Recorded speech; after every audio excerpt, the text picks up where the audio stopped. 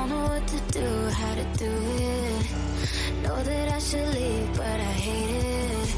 I know that you're not the right one. If you were falling, will you fall with me? If I was calling, will you answer me? The timing was off, but would you wait for me? Would you wait for me? I don't get closer to you. I don't get closer to you. Would you wait for me?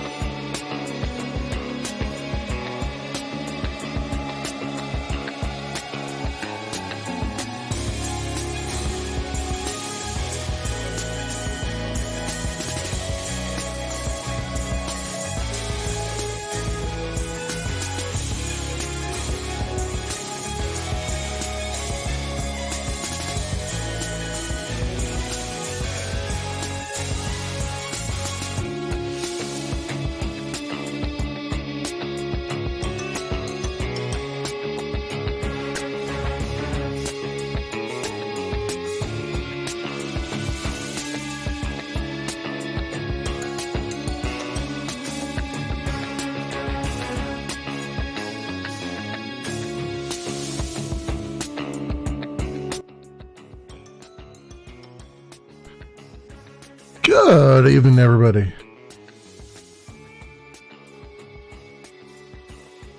Welcome, welcome, welcome. It is, and as I move, one of these days I will figure out the correct distance from my face. The microphone should be. Anyway, welcome. It is Wednesday night, my friends. We are continuing with some Dungeon Siege, Legends of Arana. Get the screen up here. Let's get Play Night fired up here. And am I okay? Mouse cursor staying on the screen. That's good. Good stuff. So yeah, we're gonna pick up where we left off. I don't know. I assume there's only a few more hours left. We're getting pretty far along, but it's always hard to gauge with this game because sometimes things take a while to get through. Sometimes they don't. So one of those things. But I'm still enjoying it. It was interesting though. The last session being there we go. Let's get the audio up here. We finally got to a point where it kind of felt like it was dragging a little bit, which is interesting because up to this point it's been pretty straightforward and been pretty like condensed, I feel like. So first things first though, we need to sell some stuff. Is this the merchant? Yeah. Okay. We got stuff. We gotta clear out our inventory because we got tons of crap lying around. So let's do that. And we'll get all this out of here. 30, 41. Hold on to that one. Hold on to that too, I guess. These. That one can go. Cap can go. Alright. So you're pretty well clear. I guess I can just get rid of this crap. Not end up going to use it, I don't think. I think we're actually pretty good with the spells we've got. There we go. And then for you, share damage. Oh wow, that's interesting. That's a different one. We can get rid of that thing as well now. These can go. Actually, probably keep summon clone because that actually worked pretty well in the main game. I might use that rather than the summon whatchamacallit, gargoyle or whatever it is. That might work. I'll hold on to that one. Get rid of this. That one's no good. Those. Yeah, I can go 439, 463. We'll keep the 463. 39 can go. That can go. Yeah, it's like dropping so many spells. I feel like the spell drops have been ridiculously large here. No, that's low DPS.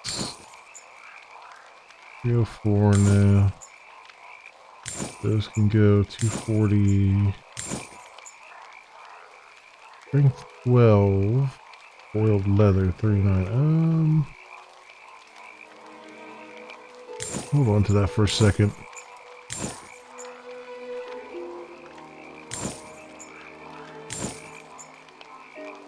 Death Knight Sickle Sword. Is that a... Oh, that's a one-handed one.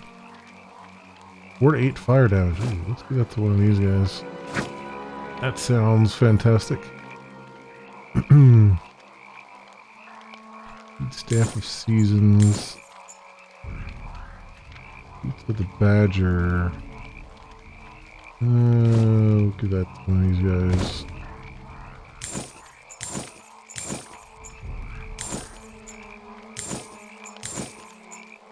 And that one can move up to one of my strength boys as well. I would say, I don't think we have anyone who can wear this anymore, so we'll get rid of that. 63 on this. That would be definitely good to keep around.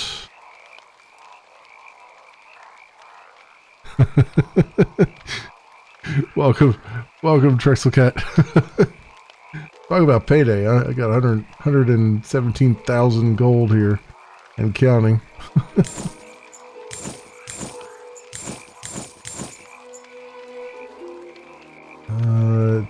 Anyone else not have a shield? You don't have a shield. I don't think you can hold on to that shield though. Strength 12. Well, maybe you'll get to strength 12 someday. Gargoyle.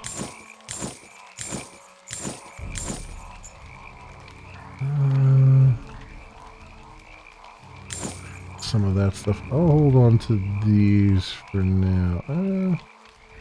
That one we can get rid of. Hold on to these for now. How much the inventory look like Diablo? Yeah. Yeah. And this is just like the one character. And actually, I have a mod installed that's giving me like this, the maximum size inventory I can get. Which is like fantastic, because that was my one big gripe with the game, was like the inventory was way too small. I'll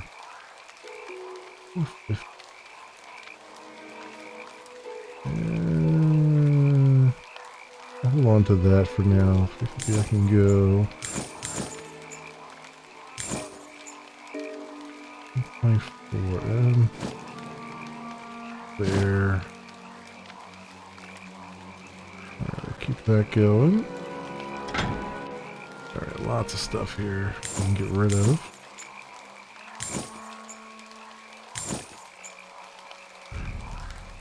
We can get rid of these resurrect scrolls too, because we've got resurrect winds. Already have for our guy. Orb of assets. Potions look the same, and the weapon and armor icons look very Diablo-esque. Yes. And what's interesting too is I think one of the mods that I have installed, one of the texture mods, actually makes it so that the armor pieces actually look more distinct. Because I think in the base game they weren't quite as distinct as they are right now. Like, I think there were a lot of textures that were, a lot of things that just looked very similar, even though they were very, very different. So, even that's been kind of enhanced a little bit. 14. We'll hold on to that. That's 32. Intelligence 15. Yeah. 17 on that one. I think we can get rid of that. Leather, strength 12. Yeah, a lot of these staves can go. I just don't even really want to look at them, honestly. Just the bow of life force. Let's get these bows where they need to be. 200. We're well beyond 200 DPS at this point. Squasher of Ferocity. That's a great name. Yeah.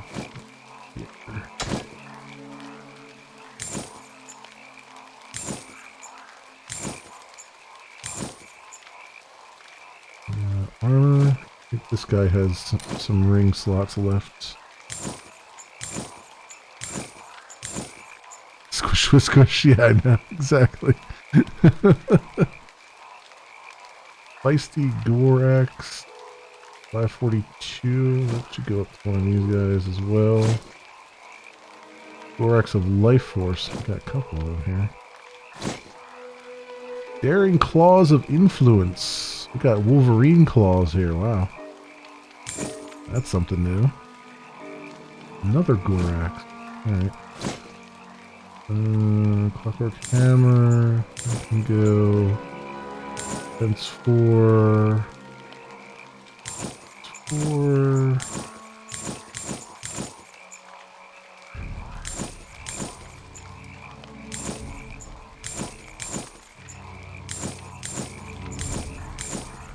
Man, I have so much stuff in here. And then there's still more in the backpack, right?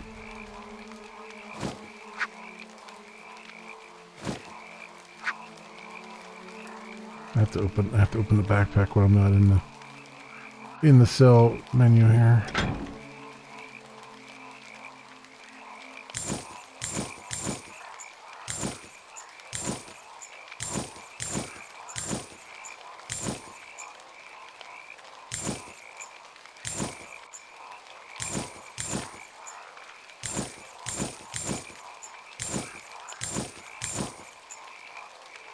$65, $360, $23.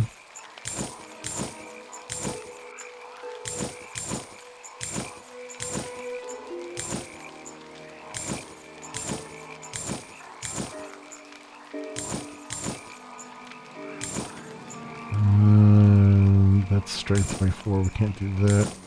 For any of these guys, none of these guys are going to get strength 24 because they're spellcasters.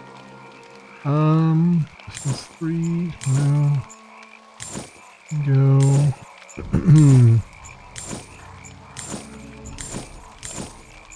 Those can go. And what is this? Oh, that's a piece of paper. 14. Okay, I want to keep this. So that's a set thing.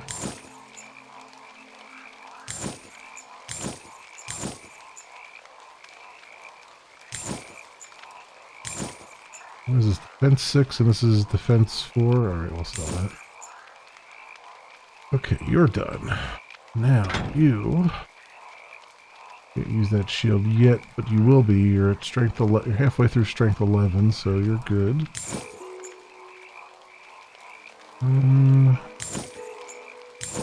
Here's some of these.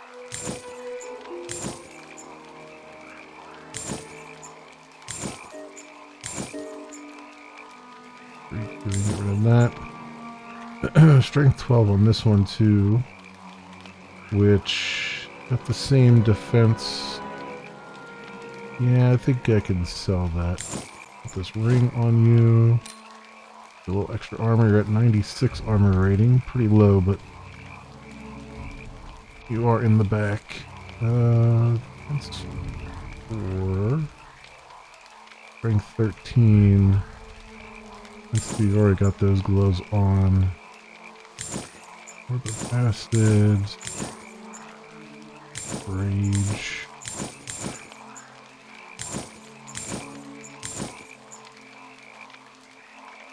Okay, I think we finally got through that crap. I gotta go through the backpack here, which has some stuff in it. Grab this stuff. And what do we have here? Those. Wizard cap.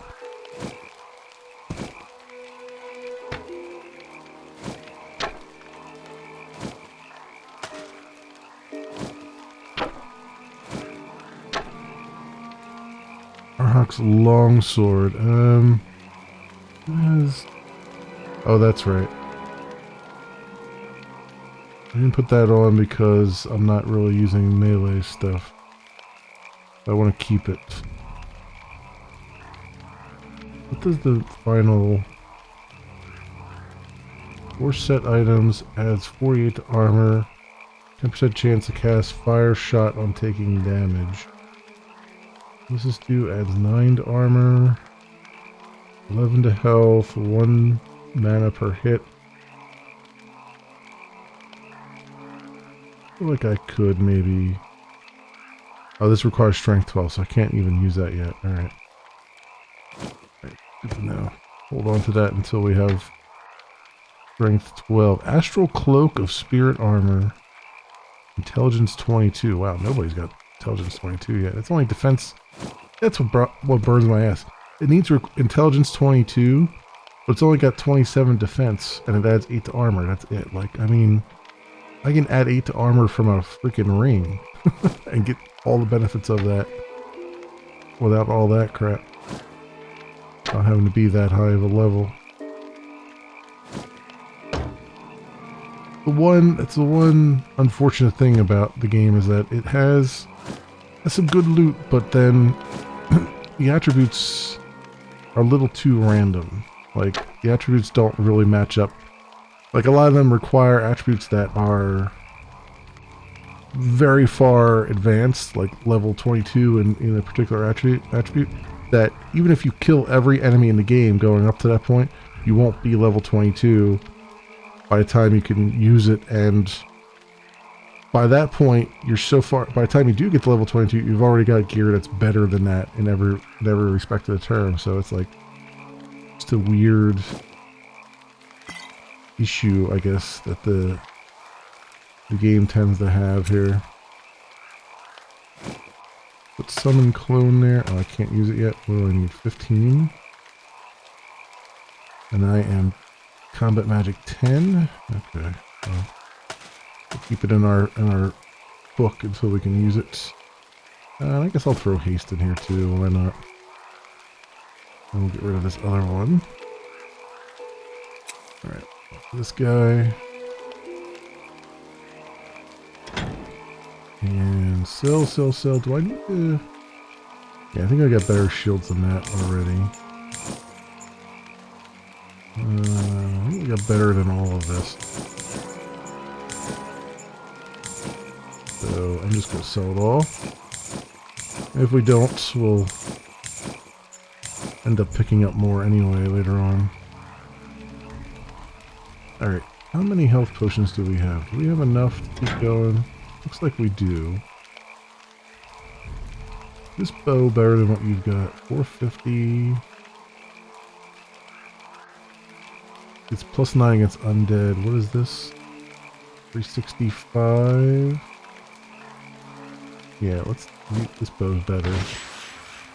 There we go. Let's sell this one off. What's this bow? 450. Same as that one. It doesn't have anything extra. Alright, so you can go away. Now, what's interesting about this game, too, is that, you know, this is a two-handed weapon, obviously, a bow. And you would think that your shield doesn't count when you have a two-handed weapon, which technically it doesn't count. Like, it doesn't count towards your armor rating when you have a two-handed weapon. However, any of the additional bonuses on your shield, like this has... surrounds the character with a shell of magical energy, adding 10 to armor. That still applies, even though you don't actually have your shield equipped because you have a two-handed weapon. Which is, I don't know if they ever realized that was doing that in the game, if that was intentional, or if that's just like an oversight. But it's rather good. It's rather good. Now you need boots. You don't have any good boots. You got these crappy defense 3 things. Do we have good boots here, or is it just stuff that I've sold to them already? Defense 4. These are all boots I've sold to them already, aren't they? I gotta buy them back. That's alright. Defense 4. Defense 3. I mean, I guess that's better. 20% chance to cast Zap on taking damage. Probably pretty good. 6 to armor. A spark on taking damage. I guess... Yeah. we'll do this one. And then we'll sell these. There we go.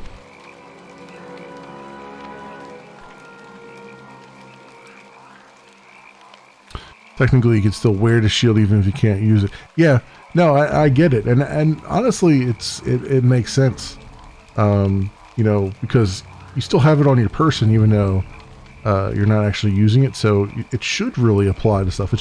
It's weird to see that in an RPG because most of the time in an RPG, if you have a shield and you have a two-handed weapon, the shield, none of the effects of the shield apply. You know what I mean?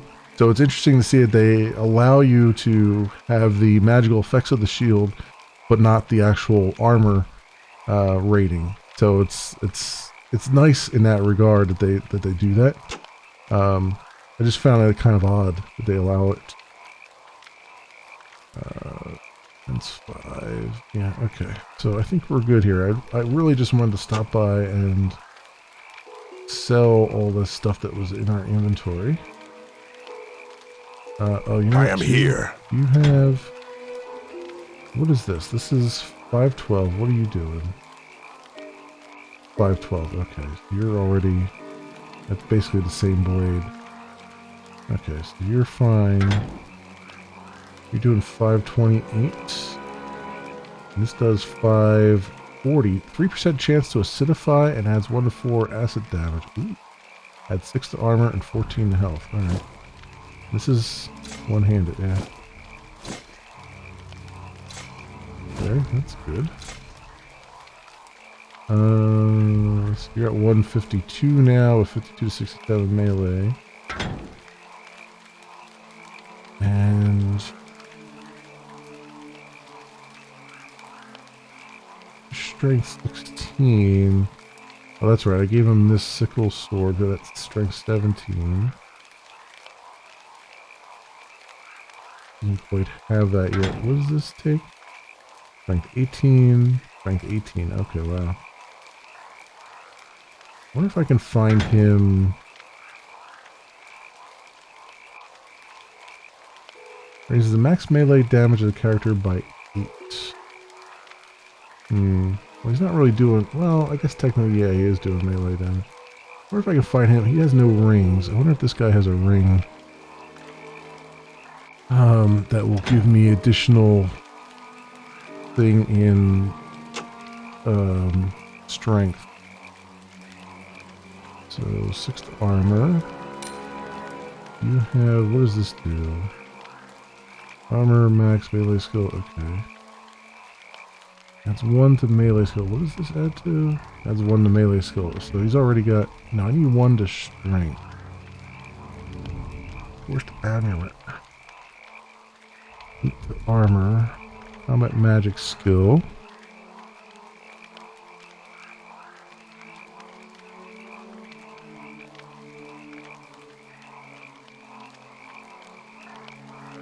Yeah, that is true. That is true, Trexel. It's like most of the time when you have a shield equipped, you don't have like a shield slot. You just have an offhand slot that you put it in. So it treats it like as though it were a weapon or anything else. So it doesn't apply it because you don't have that equipped. Whereas this one has a dedicated shield slot. Yeah, that is true. That's very true. You know what? I should probably get a good fiery spell book. Well, do I use fire spells? Are my spells considered fire spells? That's the question. I know they're combat. No, it's Soul Lance, right? So that's not really a fire spell. And this guy's got the fire spells. He's already got something that reduces them by 5%. I wonder if you got technically lightning. I think flash is technically lightning, and healing. I don't think there's anything you can do with that per se.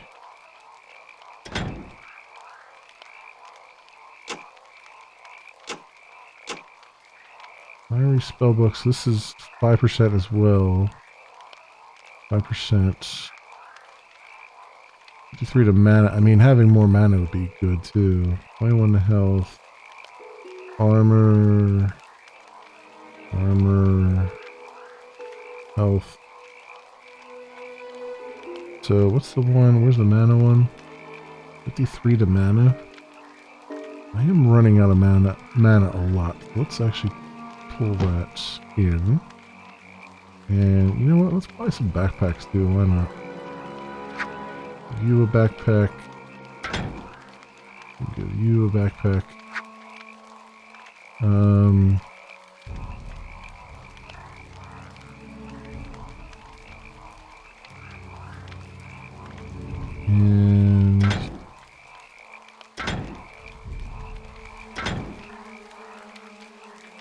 give you a backpack. Why not?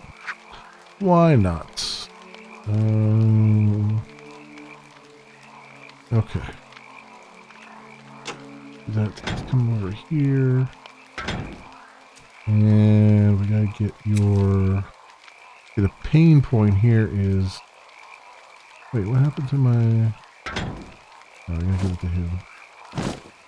Pain point here is transferring the stuff over. Because it will keep closing the book every time I do this.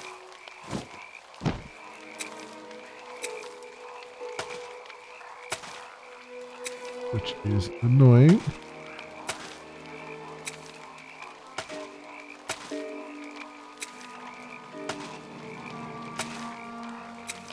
Alright, come on.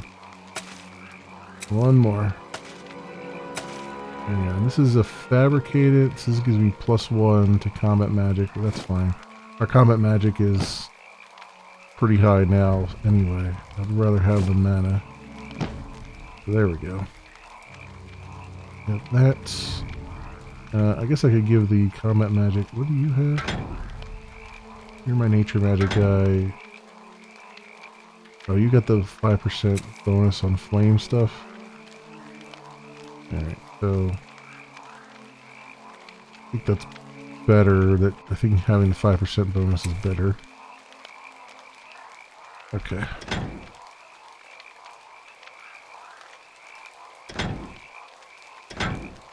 Fill that. And I think we're good. Alright, finally. Finally, we can go... We're idle too long. Let's get this going, make sure everything's selected that I want. Yep, alright. I sense danger. Now we can get out of here. Dungeon Siege 4 inventory manager. I know, that's the one... That is the one problem.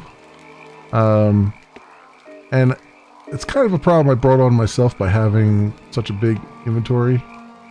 Is that because I have that mod. Moving. Oh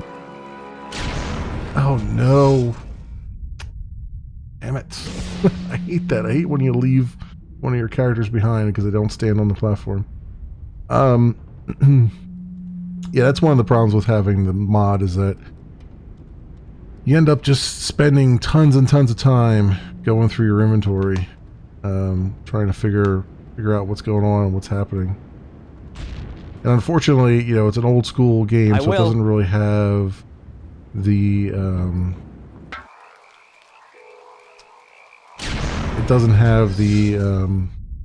comparison stuff. Tell you like, oh, this is better than the one you had, you know, this is greater, this is lesser, that kind of thing.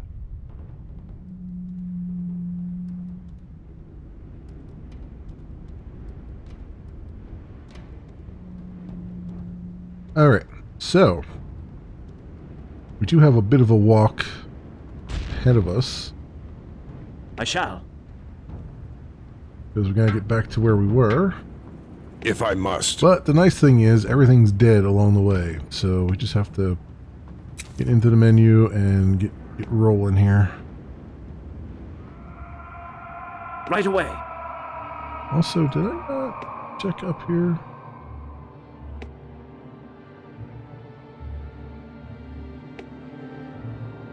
Okay, can't go any further up that way. All right. If I must. Making sure.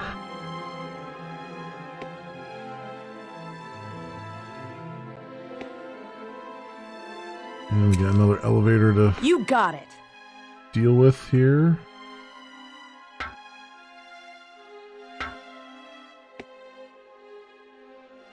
Got everybody that time. We're not welcome here. Fine.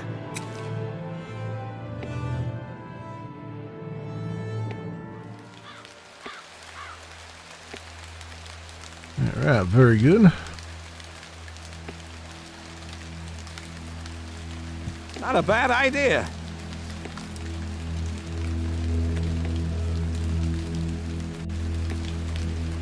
Have I ever played Darkstone? I think I have it in my... All right. I have it on my list. I think I have it in my GOG inventory. Of course. My GOG library, I mean. Because I think I was looking at something. There was a D&D game that I was looking at, like Dark Spear or something.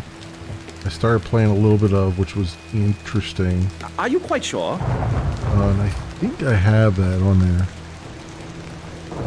There's also speaking of Diablo clones, I long to see my there's people. also another game that I had never heard of before that I picked up recently. Right. That I was trying out. I was trying to get it to... It's an older game, and I was trying to get it to, like, be a decent resolution. Let me pull that up for a second, because I forget the name of it. Did I go back in here? Alright, let's... Oh, you can't go back in there. It's like, that's weird. Let me... Wait, let's do F9. Hold on to that spot for a second, and let's look at... I think I have it on my recently played here. What was that called?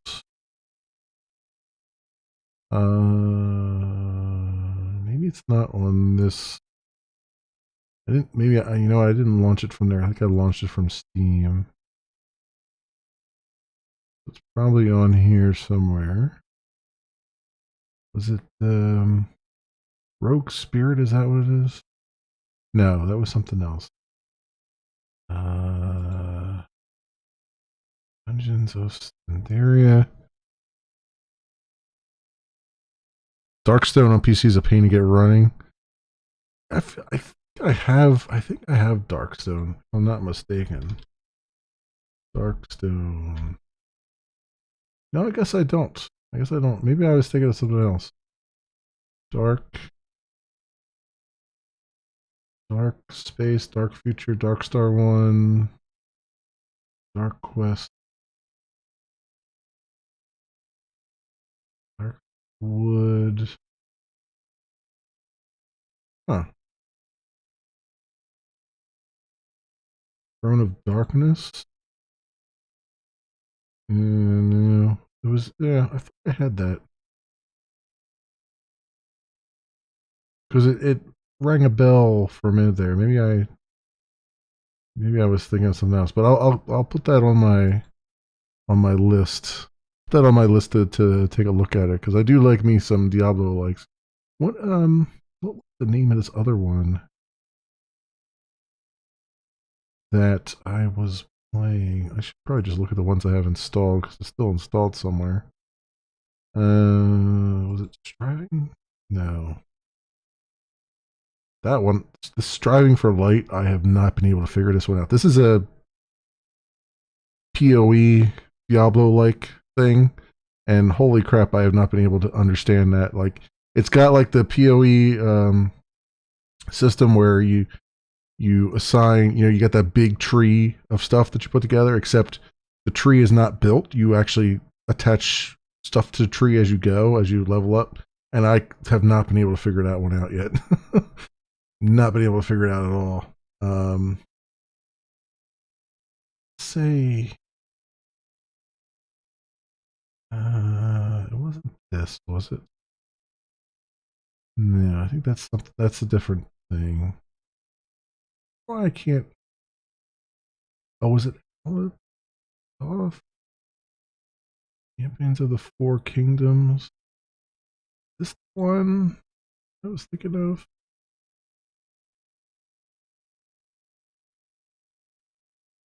I think so. Maybe. I think it might have been Alatoth here. Or Hero Siege is another one that's interesting. I was playing that on the Steam Deck. Was it Blade and it was Blade and Sword. This is the one. Yeah. This is the one here. Now this is you want to see a Diablo like. There's a Diablo like right here. This is the one I was trying to get to make it widescreen and stuff. So yeah, like this is like you don't get very much more Diablo than this, but apparently it's really good. People have said some really good stuff about it. Like it's very nostalgic for people. So that is that's what I've been trying to get this to work in a way that is presentable. 1080p kind of thing. So we'll see. We'll see on that one. If I can get that working.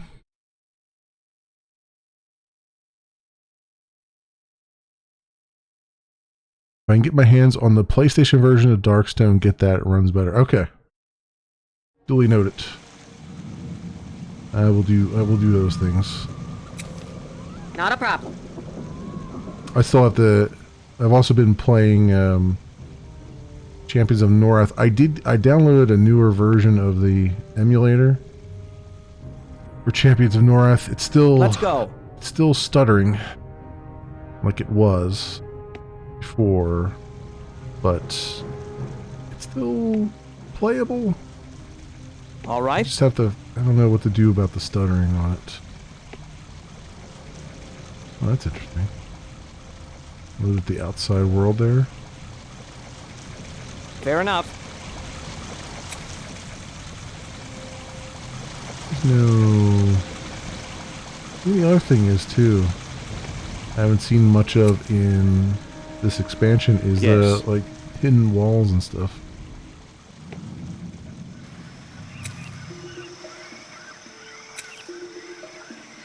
Alright, so this is where we left off. All right.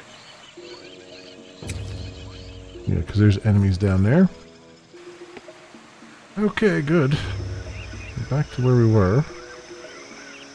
Go do our thing here. Charge them!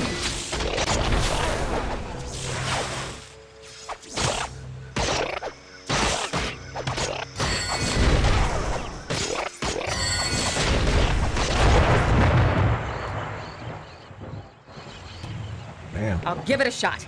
rolled right through them.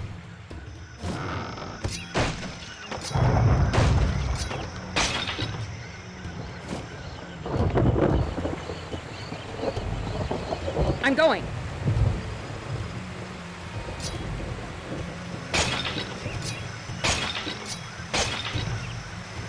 There we go. A little bit more Fair gold. enough. Oh, and an autosave just kicked off.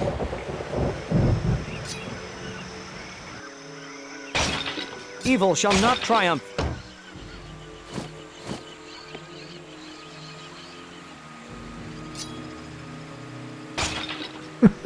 Guy's just walking across. Never let up. There.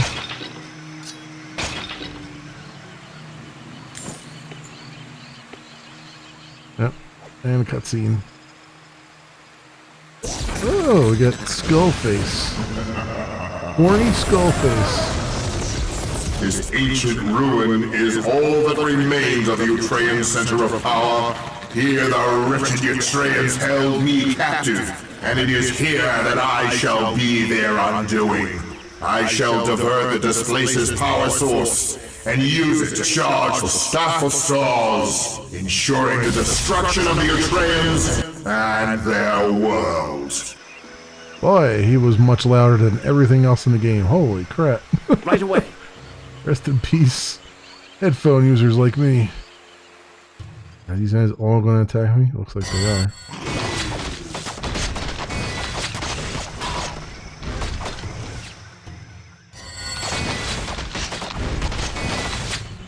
I'm going to switch you back over to healing.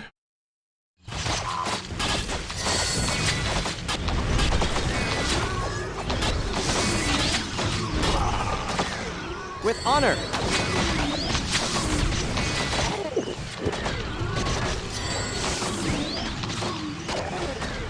Yeah, healing is working so well. Power and might.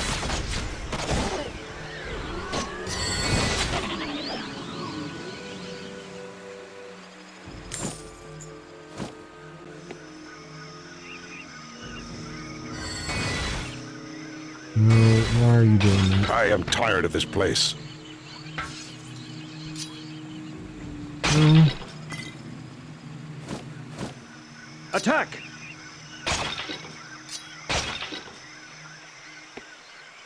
Journal there.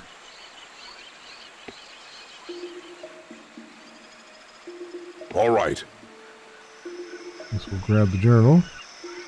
Talk to this guy. Please, you must stop. Stop it from perverting the power of the displacers. It was my sacred task, but I have failed. Help reverse the damage that it has caused. Okay. Okay, we will try. Good of you to stay alive long enough to tell me that. Rescue the displacer, the sacred guardian. Special delivery here. Deliver a letter to Jeff. Hold down. Hopefully these things are still along the way. I don't know where else to go. Very well. For them.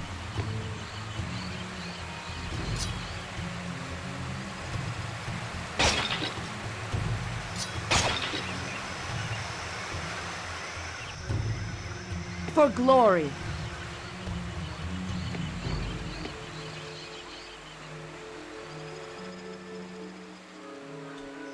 Astronomical Society. Why, of course. Oh, we got some creepy crawlers. Where the hell are you going? Come back here. Oh yeah, we got some creepy crawlers. Most definitely.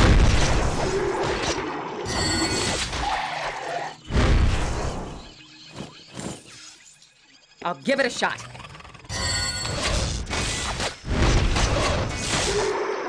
Almost no health though.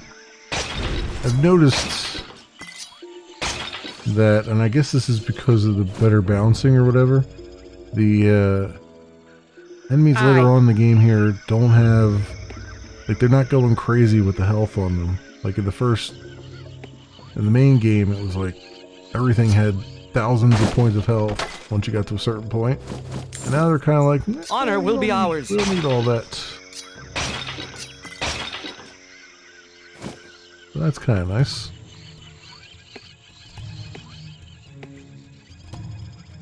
All right. Alright, so I guess we gotta go this way. Right away.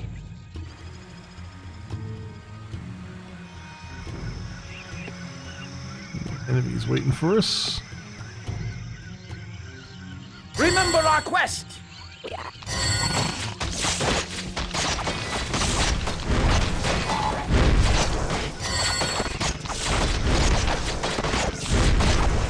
We will triumph!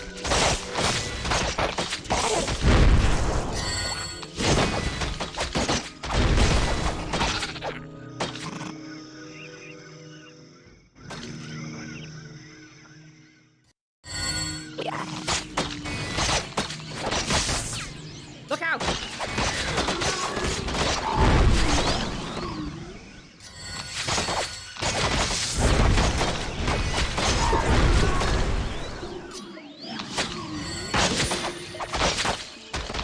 kind of rolling on through here. They're mine.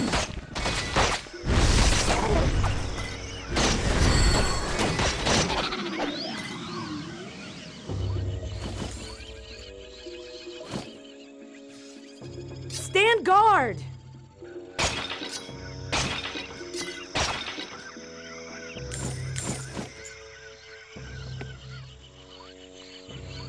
Here. Yeah, ruffle stomping everything there. Yeah, pretty much. And just rolling on through like a steamroller. Yes.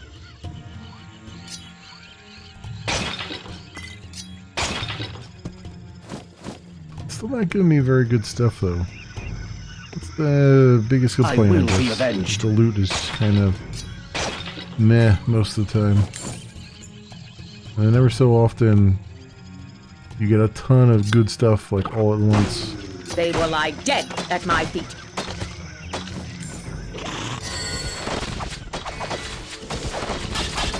Like here's a good chest right there.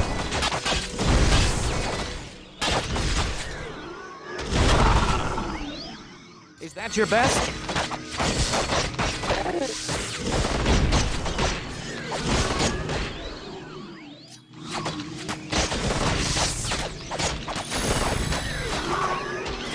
For my people. Anyway, weapons level 14 there.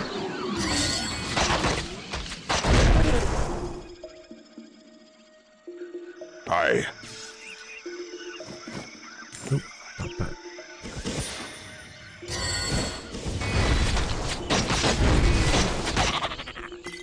Crush them!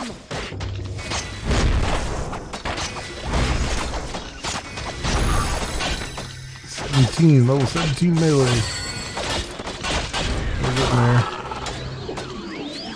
I am not afraid.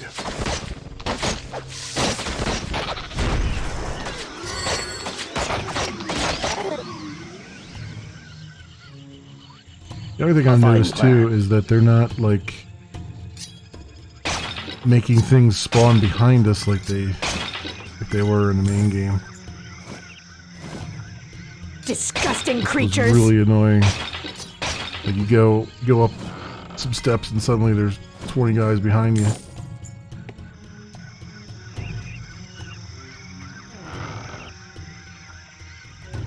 Well, okay.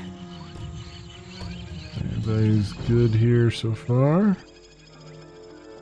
Go grab some stuff. I'm on it.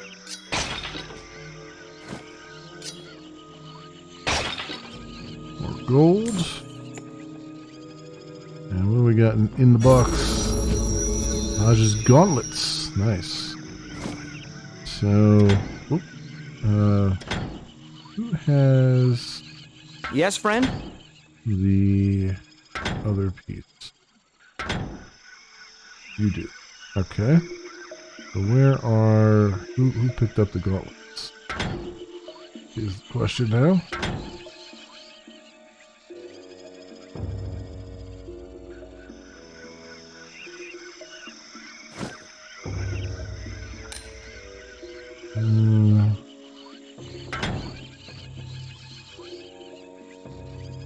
Was that 63? Wow. Strength 14. I think that's beyond what he's already got, right? Oh yeah, you can wear these. You're at 124 armor now. And who picked up the gauntlets? You did. There you go.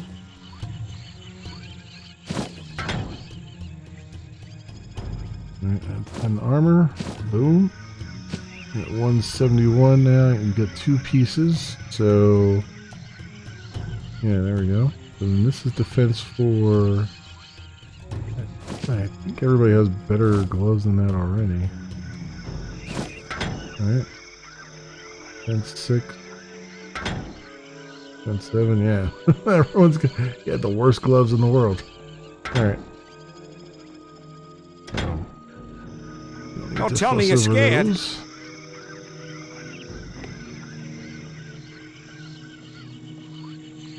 Oh, we're gonna go back down anyway. Yeah, let's go down here. With all speed. Destroy these barrels.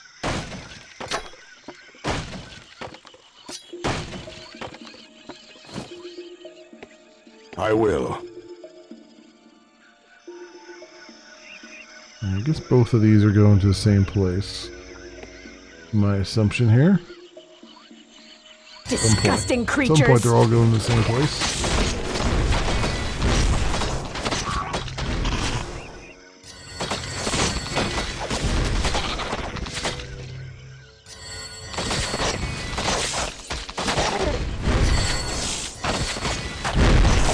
Death awaits them.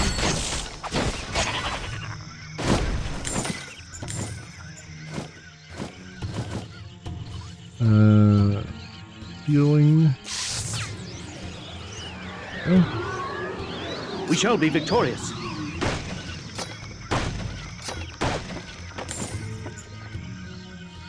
so it's over here.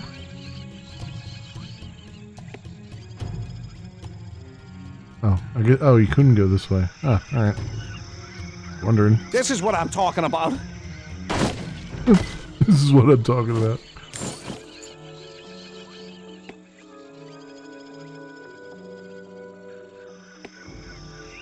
I'm gonna like this.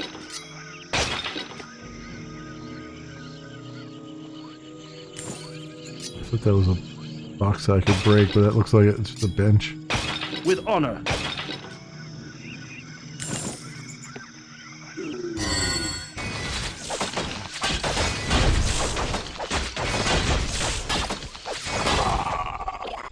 Crush them!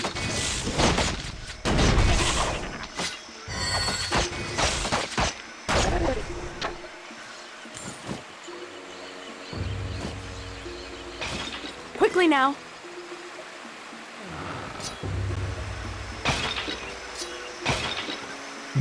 Okay. Now where to? Mana If I must. potion.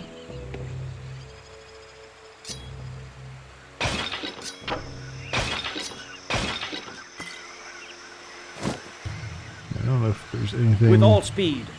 worth up here. Oh, well. Some bugs.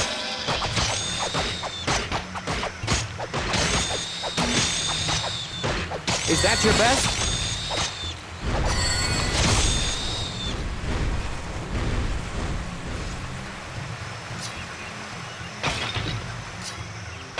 Death awaits them. Nothing else there. I thought maybe there'd be a cave or something there, but there is not. Are you sure about that? We do have some spiders.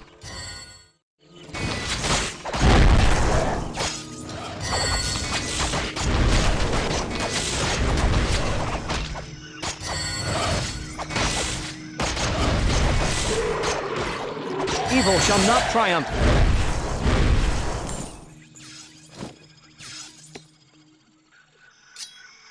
Bit of overkill.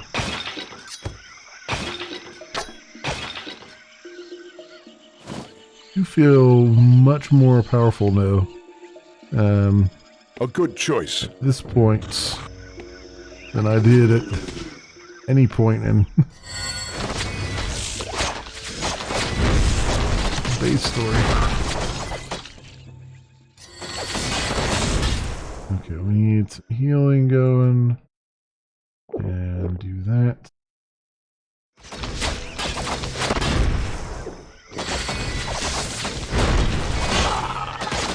They're mine.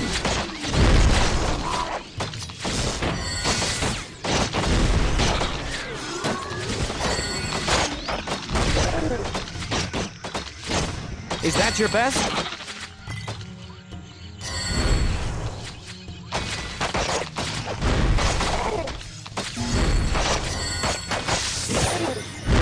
Let's get about it.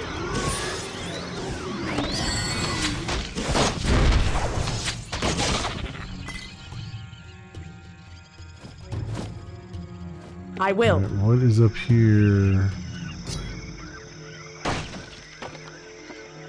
But he did say it was the ziggurat area. As you wish. It's definitely matching what's on the tin.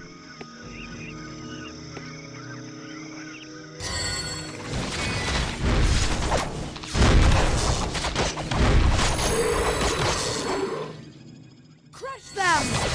We're leveling up quite a bit here with our melee weapons.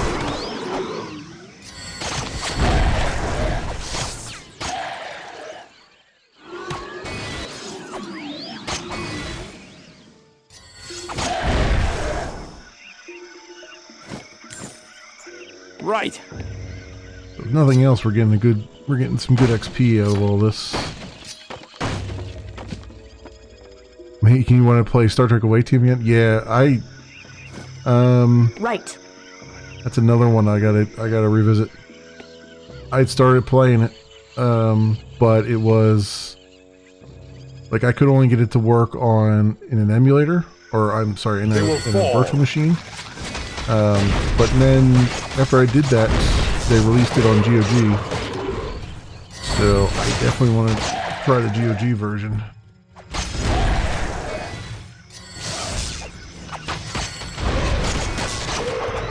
I really liked that game. It was a difficult game, but I liked it. Crush them!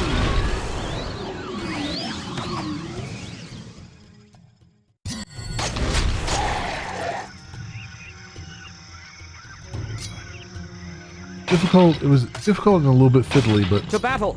I enjoyed it a lot. The problem I was having was running it in like a virtual machine. It was not the audio kept cutting out, and then it would like crash every so often. I'm hoping like the version on GOG works a lot better, or at least more stable. Power and might.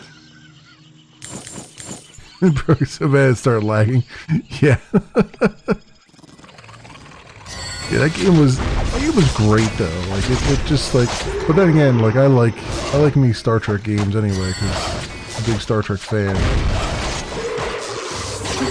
Which, having said that, I need to get back into Star Trek Online again because I still have a lot of newer content to go through that I haven't gotten through. I shall. Star Trek Online. I've been debating actually, like I had a Let's Play series going On my it, way. and I've been debating revisiting that and like starting a new character and just doing it from the very beginning again, but doing it in a different way.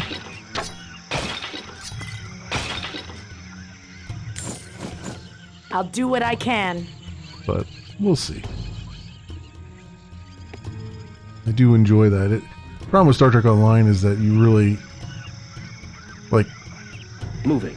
there's so much content, and a lot of it is the ground content, which is just horrible.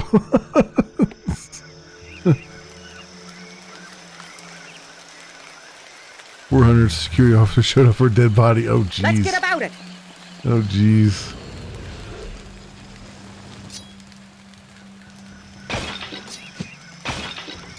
So you were doing the infiltrate Starfleet Command, infiltrate Starfleet headquarters mission, I guess.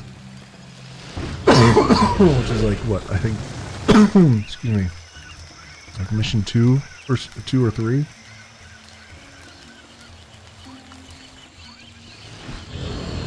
The one that always gets me, the one that used to drive me nuts, was infiltrating Romulus. That one always used to just tick me off because it was like, oh, we're at the ruined city now. Okay. That one always used to tick me off because, you know, one little misstep and it's like everybody and their grandmother was on you in a second. Aye.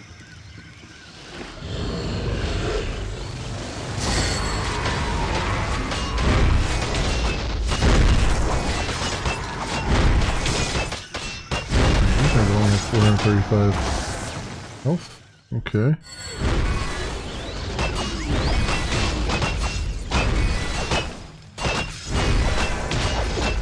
Stunned a guy, security spotted him, called him more. Saw a stunned body, called him more. That's funny. That's really good. That's really, really good. I am not afraid.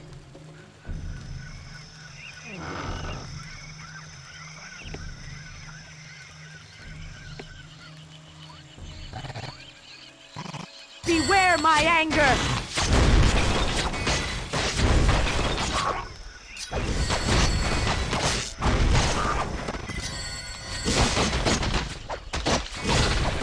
Get him!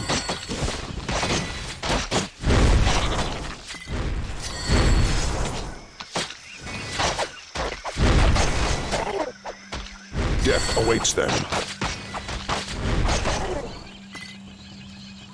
Ooh. All right.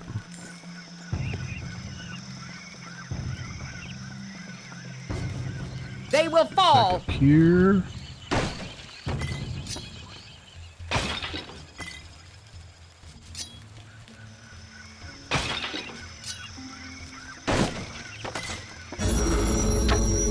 Ilkor's staff, that's a different set.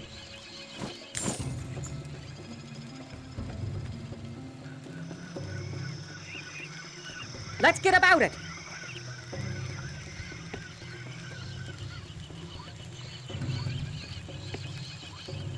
So, see something here. Who's got the... Ready. He doesn't have Ilkor, right? Yeah, he's got Kaj. What do I have? I have Arhak. Someone's got Ilkor. I think. Yeah, Ilkor's amulet. Mirror of Ilkor. So where is the... Who picked up the staff?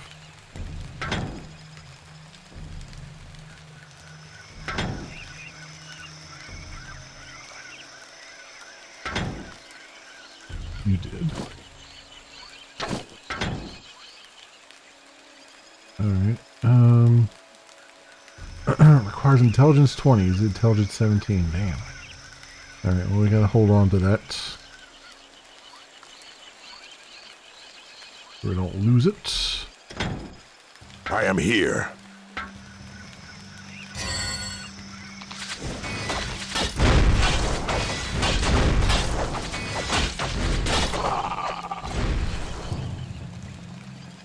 Beware my anger! Yeah, your computer was lagging from all those officers. Yeah, I mean that game was as good as that game was. It was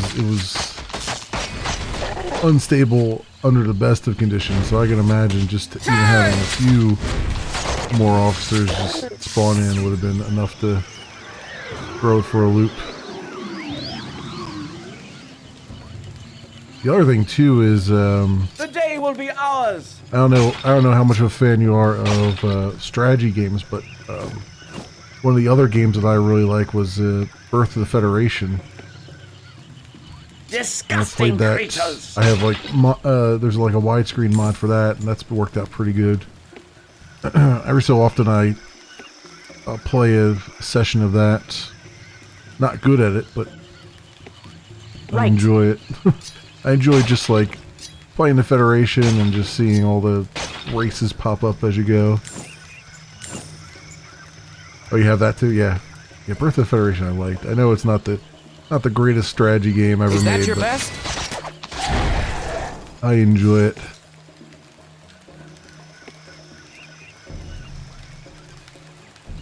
Masters of Orion with Star Trek. Yeah. Not a bad essentially. idea.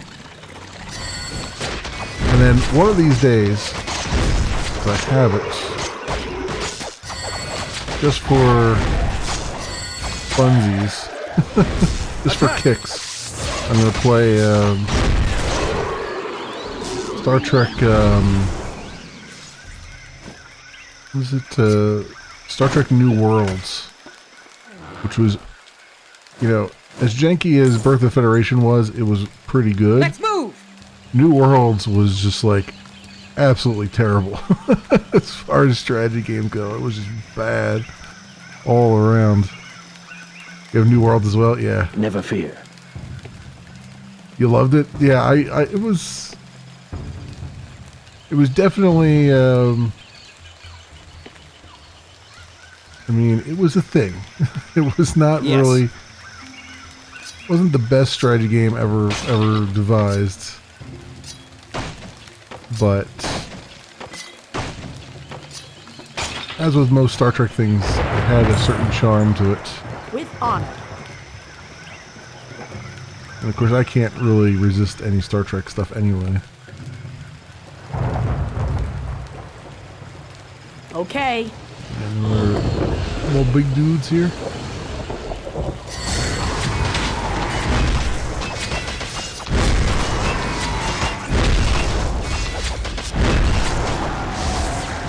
At arms!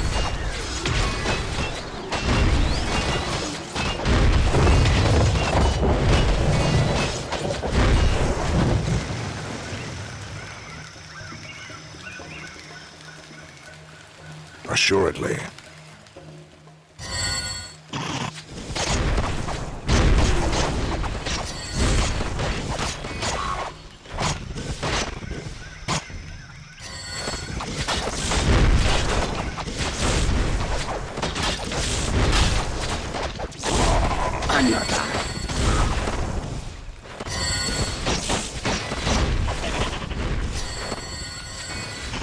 So many dudes just spread out here.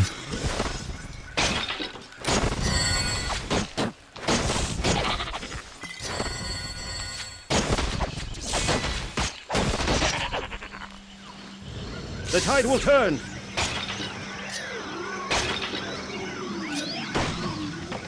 Swap him back to offensive.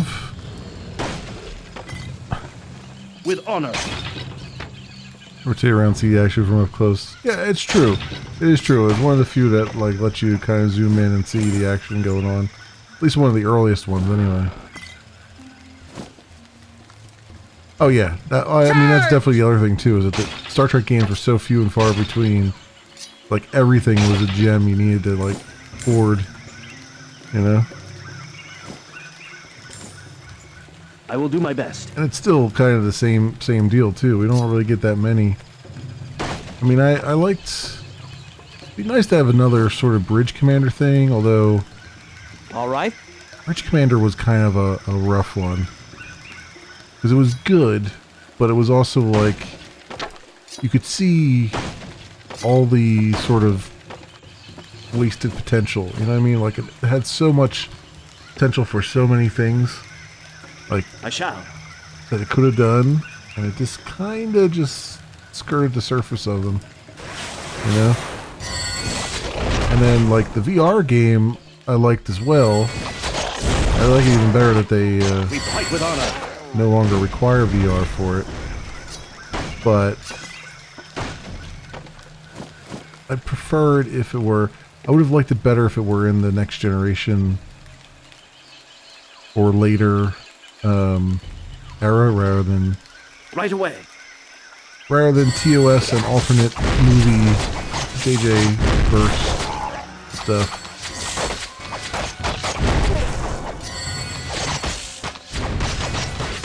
I mean, they did have an update to it where you could get the fine. You could fight in the original TOS Enterprise bridge, but how do I get up here? Most assuredly. Oh, over here. Okay. Let's say there's got to be a way to get up there. At arms. Oof. That hurts.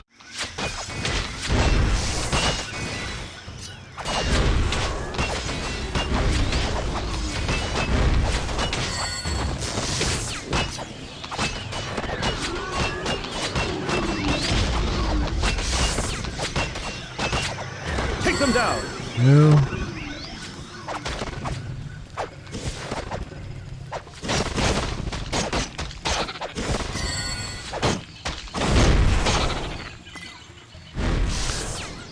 Yeah, that's the thing.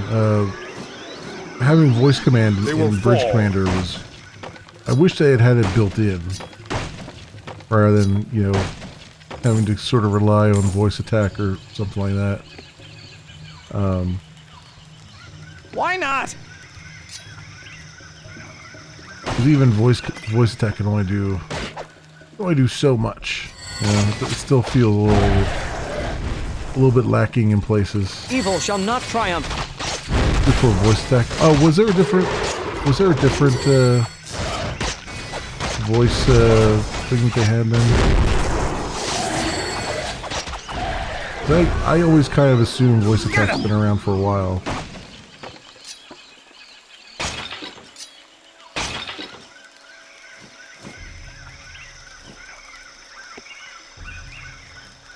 Because I'm pretty sure it doesn't have it built in. At least I didn't see it built in.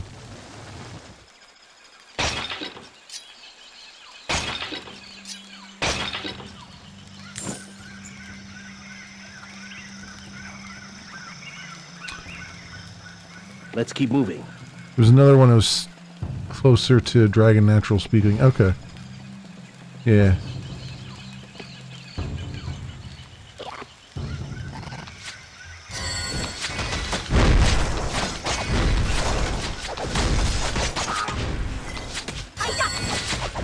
That's really, like, I guess the other thing too is, as good as Bridge Commander is,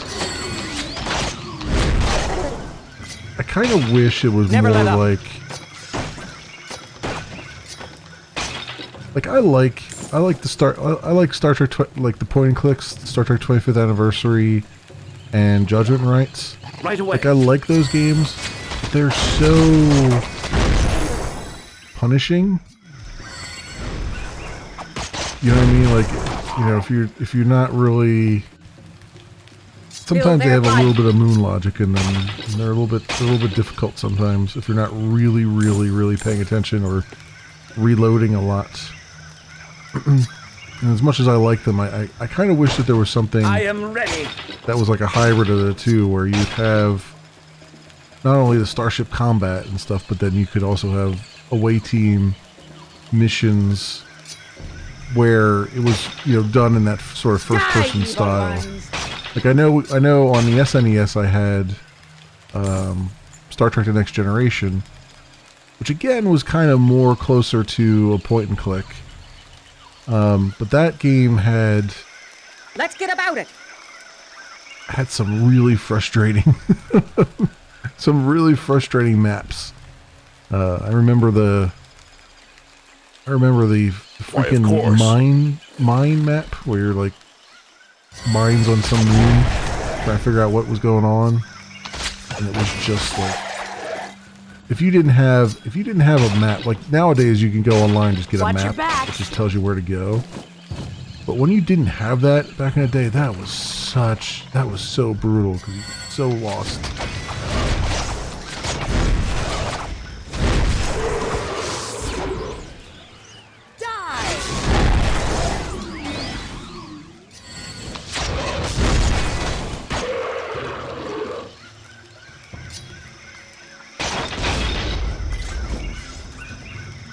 Not to mention, some of the music in that game was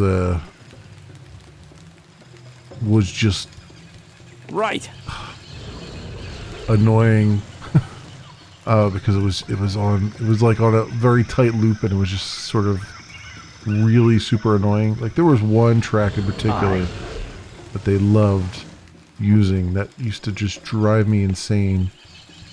I wonder if I can find that, because that was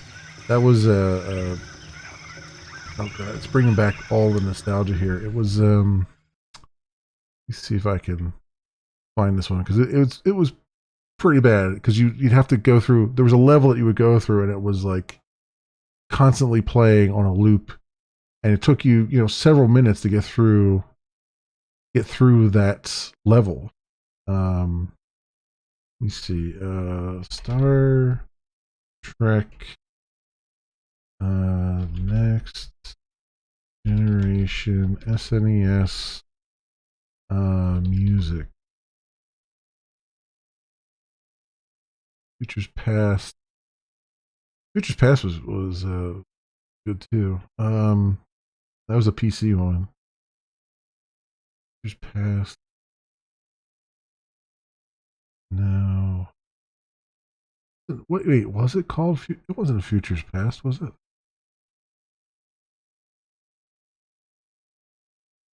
Oh, Futures Past for SNES. I guess that was what it was called. Interesting.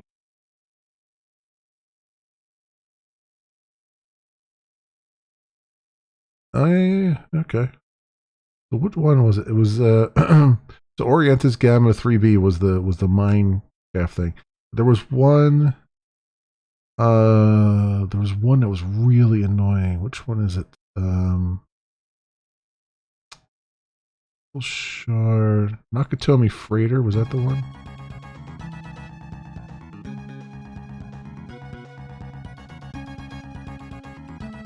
No, that was pretty annoying because this is on a loop as well. I think is that the one? Yeah. This is the one, Nakatomi Freighter.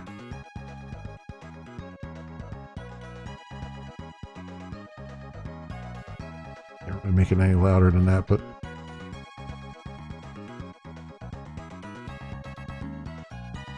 yeah, it's like 1:42 and it's just a lot of screeching noises. It doesn't sound so bad here, but when you play it on the SNES, it was rough. Yeah, it was definitely this one, I think.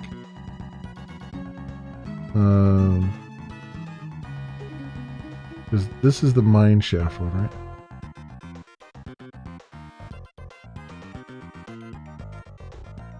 Which also kind of sucked. Has some parts of it that are just annoying too.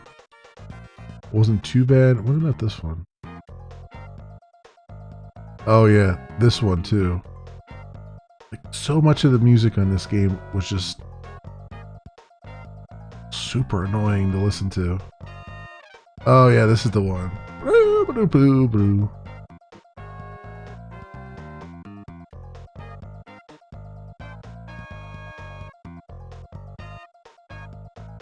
Yeah, it doesn't have quite the same impact here because I have it down a little bit low.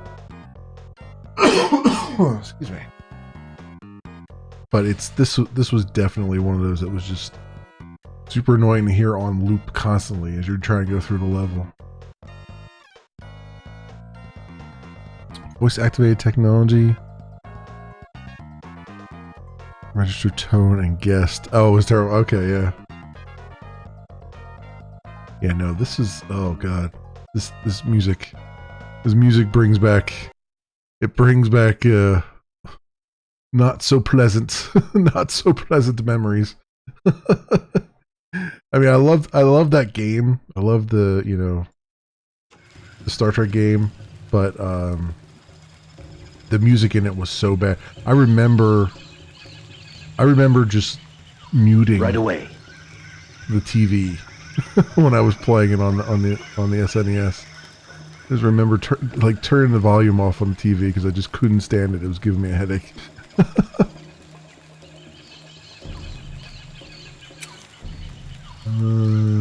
Is the way down? Not a problem. There's a thing down there. I guess I gotta go around. Yeah, it looks like I gotta go down and around. Right. How do I get to this other... How do I get to this other spot?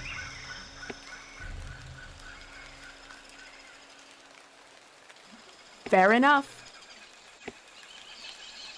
There's a spot down here.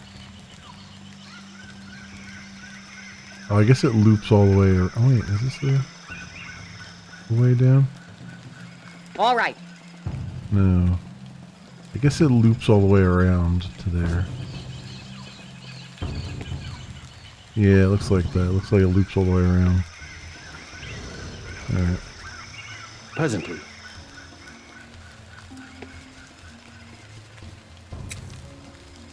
Alright, let's go down and around. A fine plan.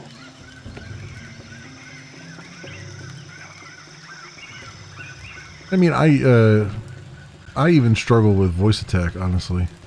Like I use voice attack when I do when I play Star Citizen, and even then, it sometimes just doesn't really work out too well. I think it's just my natural mush mouth causes it to not understand what I'm trying to say. Fair enough. Wait, is this the way? Go? Not a problem. How do I get over to where that place is? Sure, yeah, you can post an image link. Assuredly.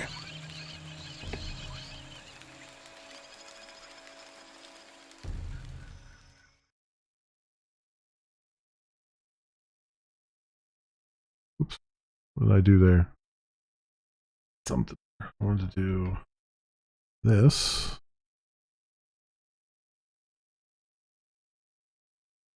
Oh, there you go. Star Trek Voyager, Elite Force 2. I got both of those. DS9 The Fallen, yes. I have never played DS9 The Fallen. I have played Elite Force 1 and a little bit of Elite Force 2. I have not played DS9 The Fallen. Convergence. I don't know what I don't recall that one. Star Trek Away Team I've played. Armada, yes, definitely. I have a that's another one I tried to put a mod on to get it to do 1080p, and it works, but it's like it only works. It doesn't work with the menu. The main menu is still like postage stamp size, but then the rest of it is the actual gameplay is 1080p, which is kind of weird. It kind of swaps back and forth. Dominion Wars is another one I haven't tried yet. That's another one that's on my list to take a look at. DS9 Dominion Wars. Armada 2 I've played, and Armada 2 I played, and there was a Armada 3 as well I played. Starfleet Command 1, I've played that. Starfleet Command 2 I did not play, but I have it. And I think Starfleet Command 3, or was it? No, Armada 1 and 2, it was Starfleet Command 3. So I played Starfleet Command 1 and Starfleet Command 3, but not 2. Bridge Commander, Legacy, I think I played Legacy on the 360, I think. The Xbox 360, I think I played that on. And you got Star Trek Online. Cool. Dominion Wars requires a glide wrapper to run them on. Yeah, I have the glide wrapper already installed because I used it for a couple other games. So I already have that. I already have that part covered, which is nice. But sorry, I'm just trying to get the cursor to stay on this screen now.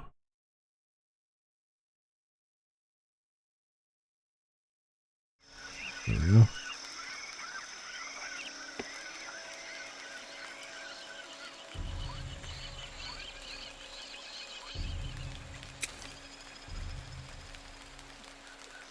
Yeah, which I way will. do we go here? I guess we go around this way. Oh, there's a thing there. Right. Alright, there's something to walk up here. No?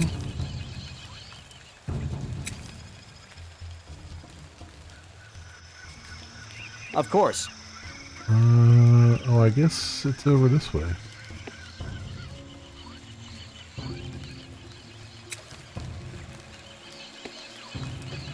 Aye. Can I not walk around this way? I don't think I can get anywhere this way. Okay, there's definitely a thing over here. That's gotta be the way to go. I'm all turned around here. Like I love that the maps are a little bit more focused, but at the same time, Fine. sometimes it's really hard to figure out which way to go. I can't go anywhere that way.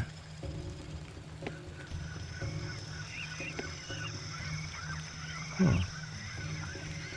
Can I go up this way? I'm getting there. No.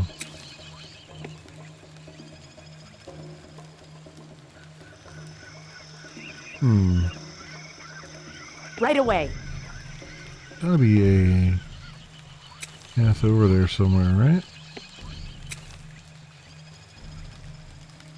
I know I just walked this On my way. but I'll loop around, right?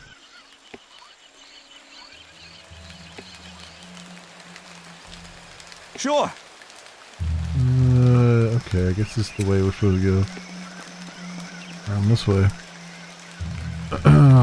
An update entitled Convergence was released. Convergence takes place on SR3, the site of wreckage of the USS Ulysses, a matter of months after the conclusion of the Fallen. Oh! Okay, so there was a DLC Right away. or an expansion for DS9 The Fallen. Okay. I'd never heard of that one before. Of course, I never played The Fallen, so that kind of makes sense, I guess. Whatever you say. Interesting.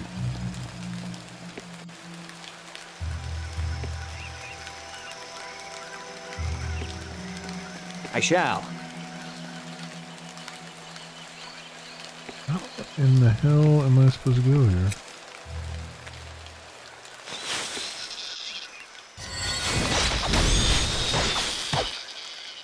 The day will be ours.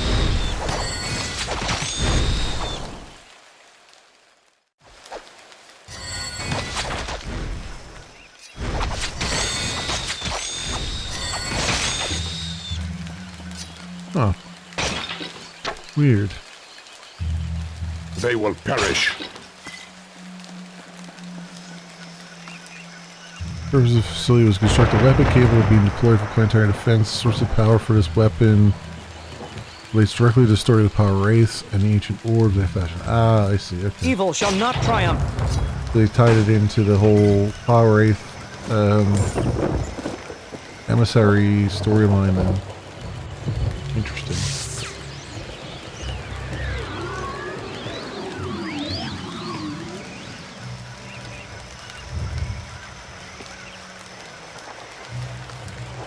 Quickly now. Not sure which way I'm supposed to go here. I am confused. Where is the... Like, Are you sure that's see wise? other areas to go to that have enemies in them. I don't see how to get over to them, though.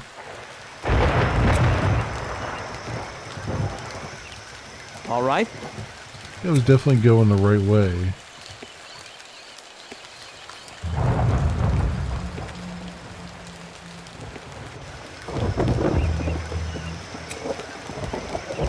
Whatever you say.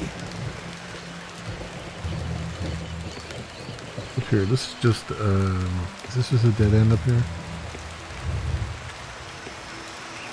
All Yeah, right. this is just the waterfall. Fallen has the power race, 7 game opening cinematic. Experimenting with a red orb. Oh, I got Are you quite sure? Okay.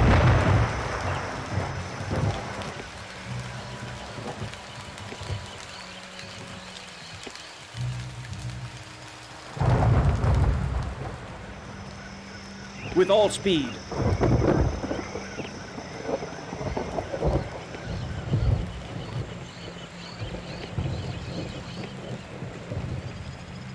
As you wish.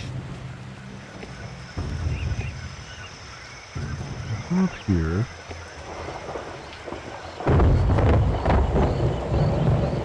Quickly now.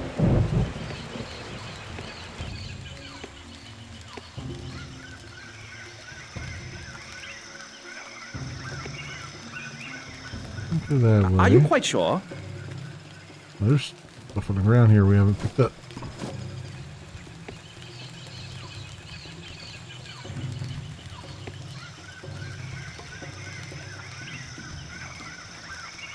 Bring 'em on.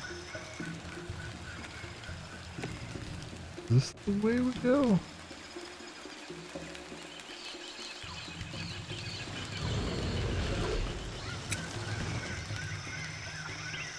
Nothing over there. Stand Where back. we saw things at. I can't get down there. Not a bad idea. You love all things Star Trek. Yeah, no, I do too. I'm a big Trek fan. I wish they would. I hope GOG gets more of the Trek games up there for sale for people and gets them working.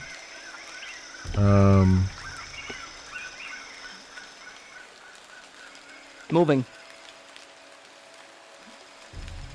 This looks like maybe the way to go. Yes. And I hope at some point someone realizes that we really need some more Trek. We need some more Trek games. I really want one that's like I'm getting there. really takes into account the spirit of Trek. Like I feel like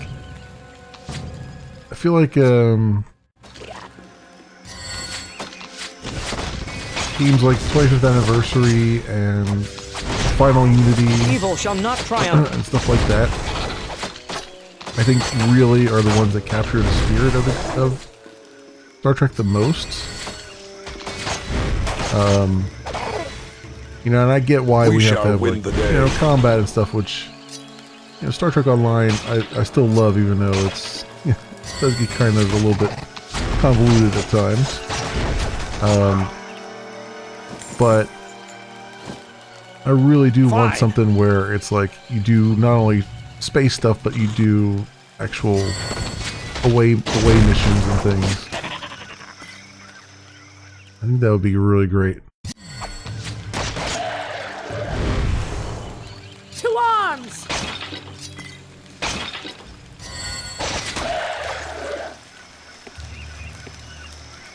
Heck, if they did, I mean, what's the only genre they haven't really done, which is RPG, right? I mean, they did a Star Trek, I mean, I guess technically Star Trek Online RPG.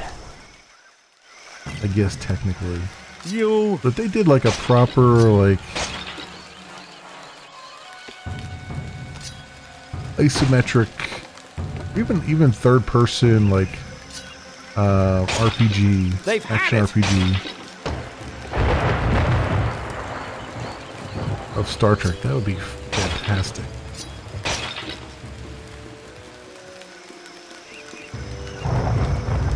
Stuff on the ground over here. Yes.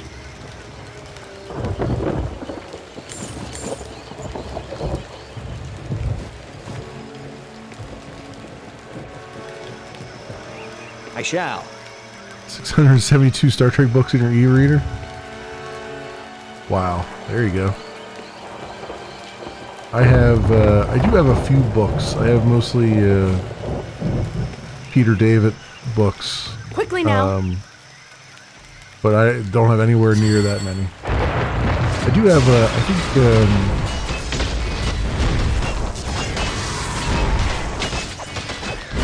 one of the series. What was it? No, it wasn't Star Trek. I was gonna say I think I have a Star Trek. To the front! Graphic novel thing, but no, I don't. It was Orville. Is that what I was thinking there?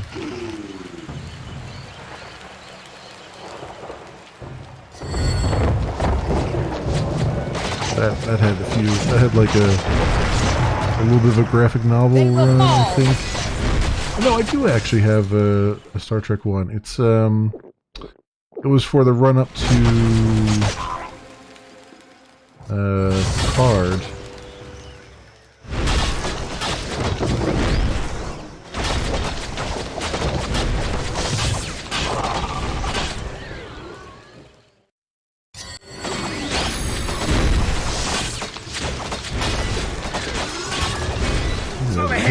trucks. Holy crap.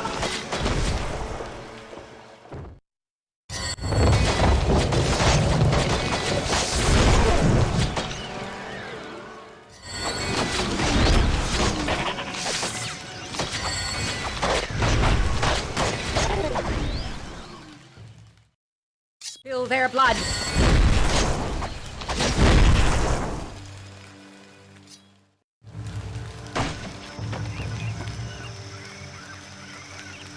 Kobayashi Maru TOS book is one of your favorites? Okay.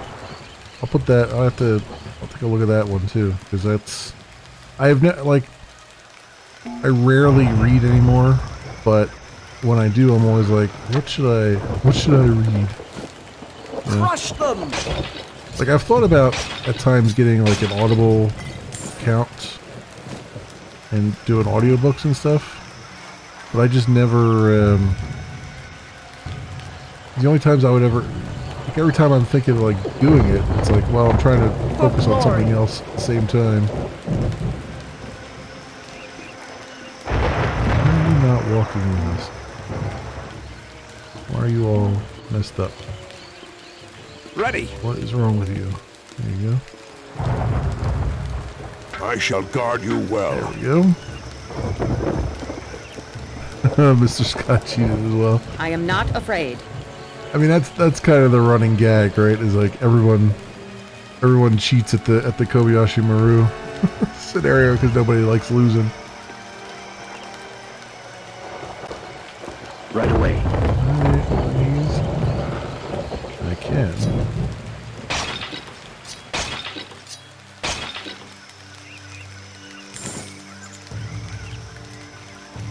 All right. This person, since I can wrangle the camera back here. Greetings, my wayward friends. I am Jarmea, and I am more of a friend than you know. I followed the Hassat, who carried the Stone of Lahak here, but I was thwarted by the Shadowed minions. I did spy the Shadow Jumper himself. He fled toward the old transportation center, deep under the heart of the ruined city. Unlike most of my fellows, I am not content to sit and wait for our end to arrive. We must repair the damage that our ancestors have done. We must stop the Shadow Jumper. Take me with you, so I may lend my strength to this end. What are you? Magician. Wow, they're really heavy on the sorcery this time. But I can't, unfortunately, take you. My party is Good luck full. on your travels. But know this, stranger, I am disappointed. Oh, she's disappointed. Oh no. I'll do what I can. What will I ever do? She's disappointed. Team revolved around. I knew what he was doing couldn't be done, but because the computer was programmed with math, the math said he could do it, so he did it. Ah, I see. Defeat it with math. Yep. Special delivery. Rescue the displacer. Problem, I have no idea if I'm actually working towards these objectives or not here.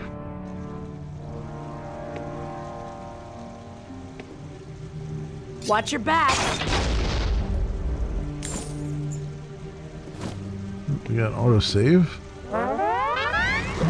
Ooh. Welcome to the Central Transportation Center. We hope your journey is a pleasant one. They shall feel my wrath.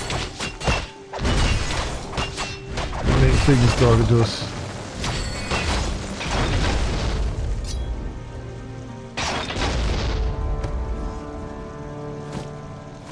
Stand guard.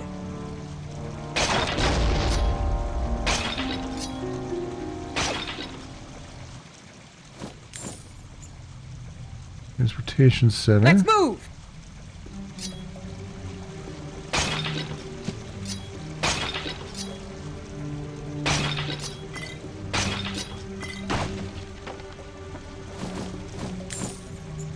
Not a bad idea.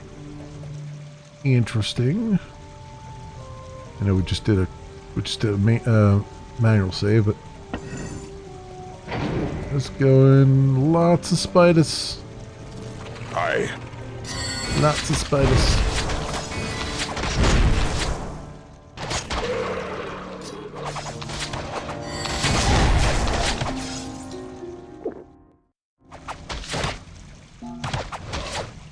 Come on. We please attack these things.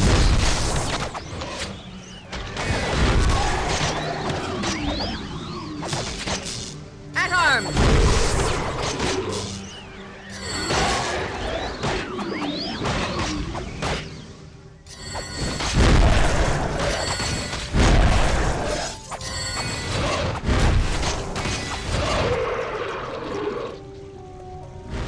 Okay.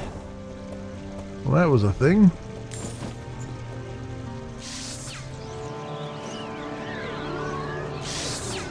Alright.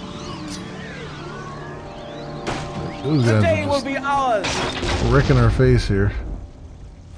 But we managed to work our way through it.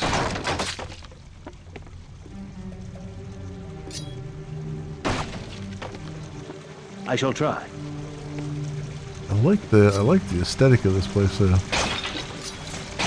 Every time I think I've seen everything this game can offer, it gives me another area that Remember looks our really quest. interesting.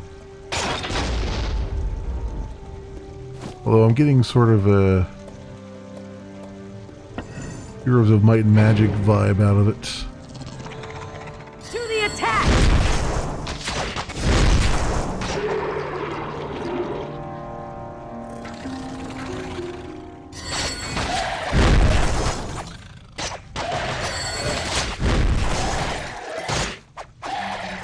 Attack!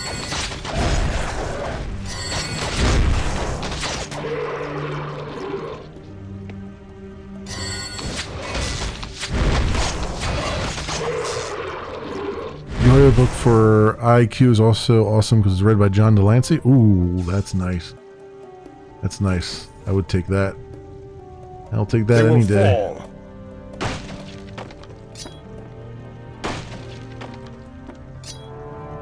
John Delancey's one of those actors, like, you could just, like, I could just listen to him, you know, recite the fear. phone book. Recite the dictionary, and it would be awesome. Because it's just, like, you just got that, To battle! that voice and that cadence.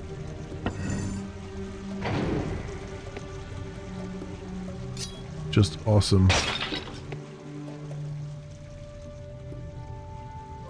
Honestly, probably the best part of To arms!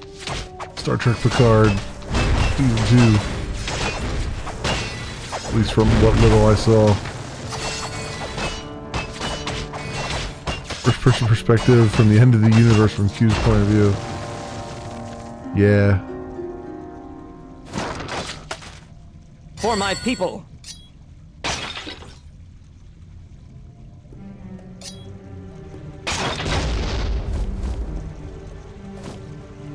I wish they hadn't done him dirty in As you say.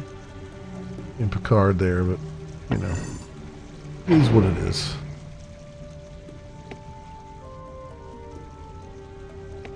I have many a gripe All right. about some of the newer stuff. Although I'm loving Strange New Worlds and Lower Decks, just you know, for the, even just for the fan servicey stuff. With honor.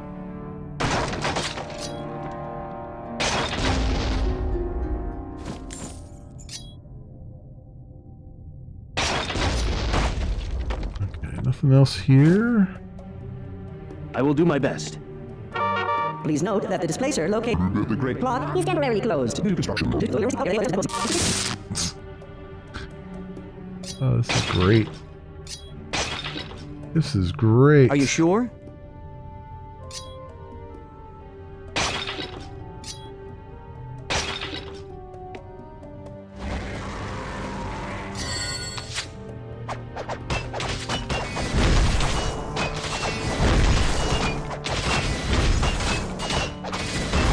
Guard the flanks.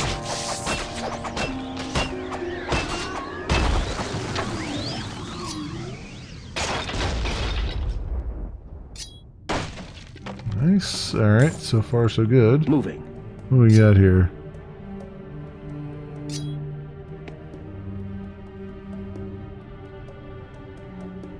Q takes on Trelane. Yeah. Well, you know, Over there's here! always been that fan theory that Trelane was just part of the New Continuum. So it's good that, like, in the books and stuff, they're like, yeah, let's roll with that. That's always been sort of a running theory. No worries. Going through.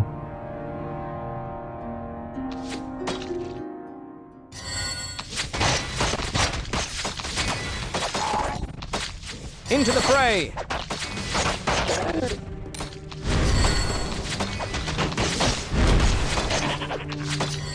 I would love to see, I mean, I know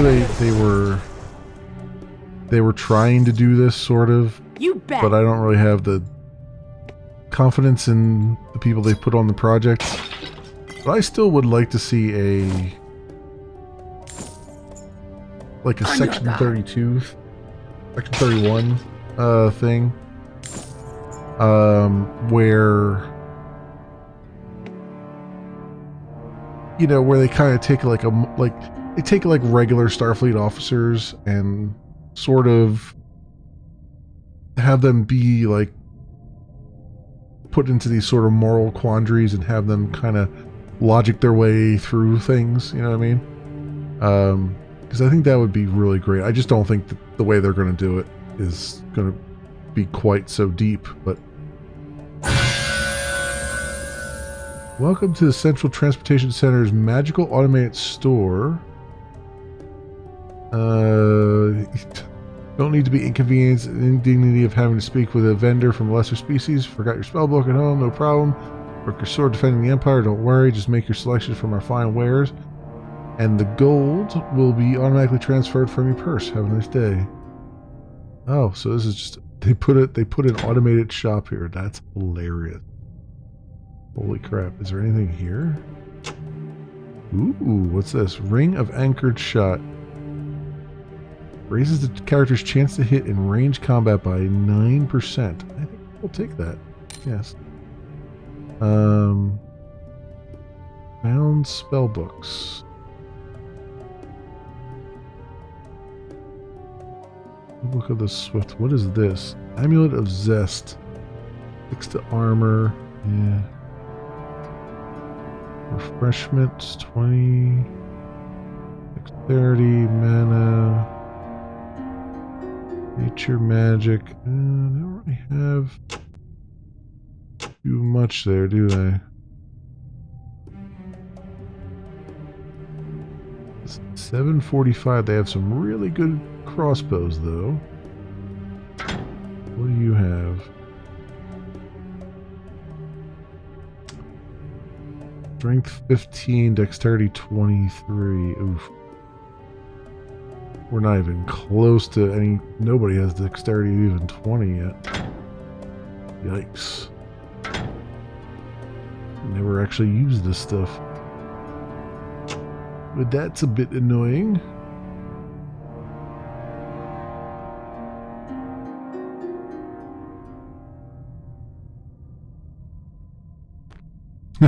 Q's power caused the insanity of Gary Mitchell in Where No Man Has Gone Before. Yeah, that's I mean, that can be cool. I like the sort of alternate ways of the way things could have, you know, like there's stuff been happening in the background that could also explain it. Like I like the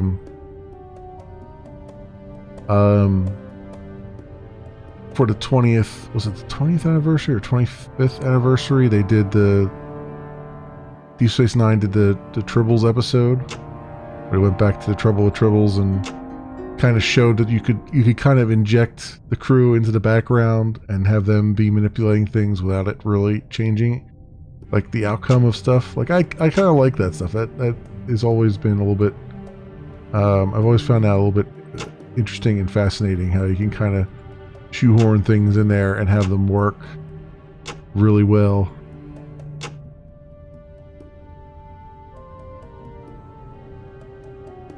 I guess we're good here. I guess we don't really need anything beyond what we just picked up. Ooh, 7 to health. Put that down there to you. Rank 22. Jesus, that's way up there.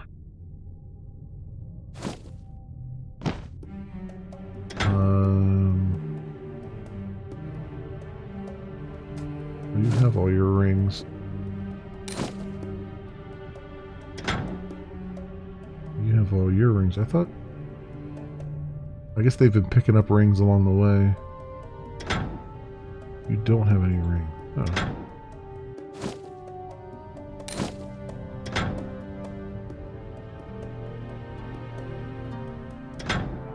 Who picked up the purple ring? Oh, you did. Oh, you don't have any rings either. Holy crap. I did not realize that.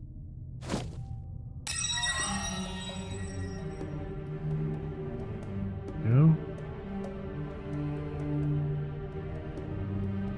That's good.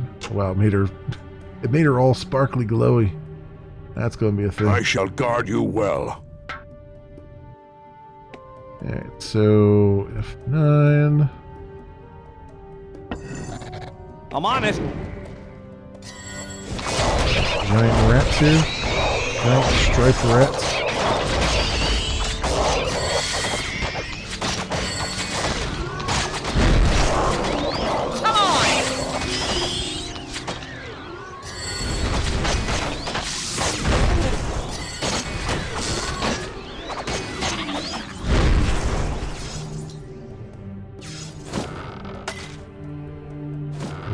This subway's got a rat problem.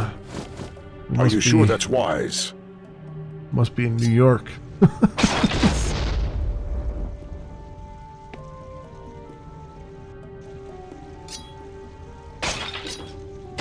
Show no mercy.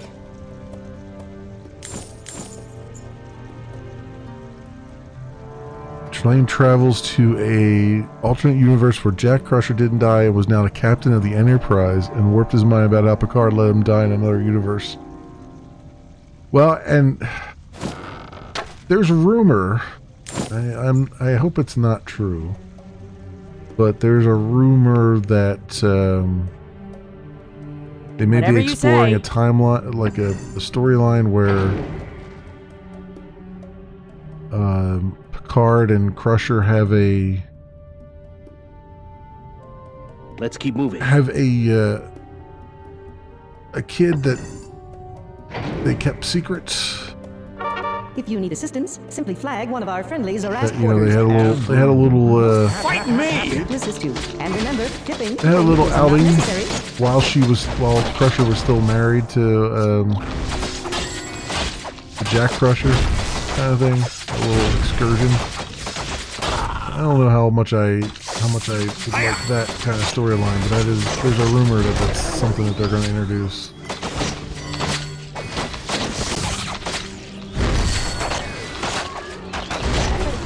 Disgusting creatures!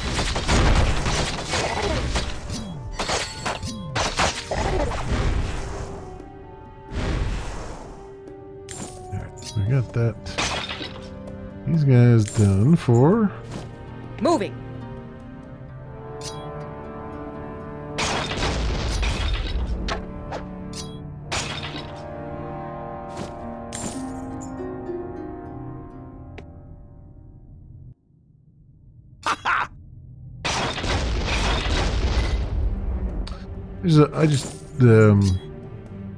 There's just certain things that I just hope that they kind of put to bed. Not a bad idea. Right? Like, I hope they kind of finally put the Borg to bed. I think it's been overused. I hope they put the Mirror Universe to bed because that's been kind of overused. Death awaits them. You know, time travel also, unless they can come up with a really good time travel story they haven't already done already, which is going to be probably not possible. I kind of hope that they sort of put those storylines to bed and all that stuff and just kind of come up with something a little bit different. Catch 'em! You know? Like, that's me, that's there's just certain things that have just been done to death. Like it's unfortunate what they did to the Borg, because I feel like there is a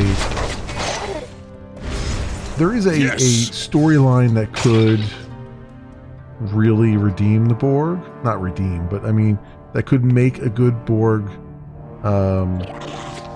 story, like the origins of the Borg kind of thing.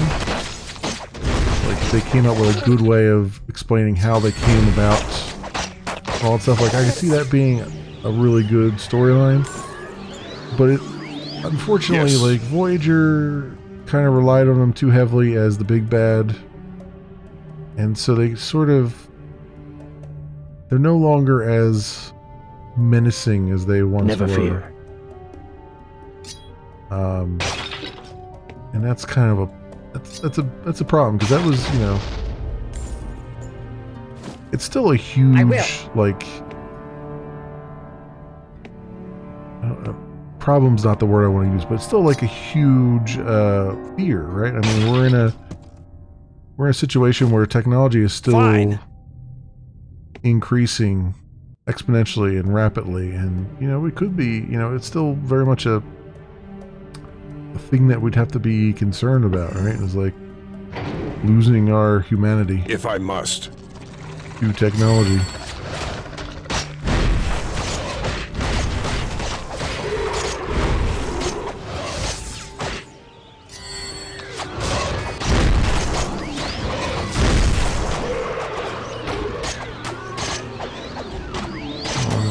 Why aren't you guys shooting him? They shall feel my wrath. Why are the melee guys the only ones doing anything? Yep.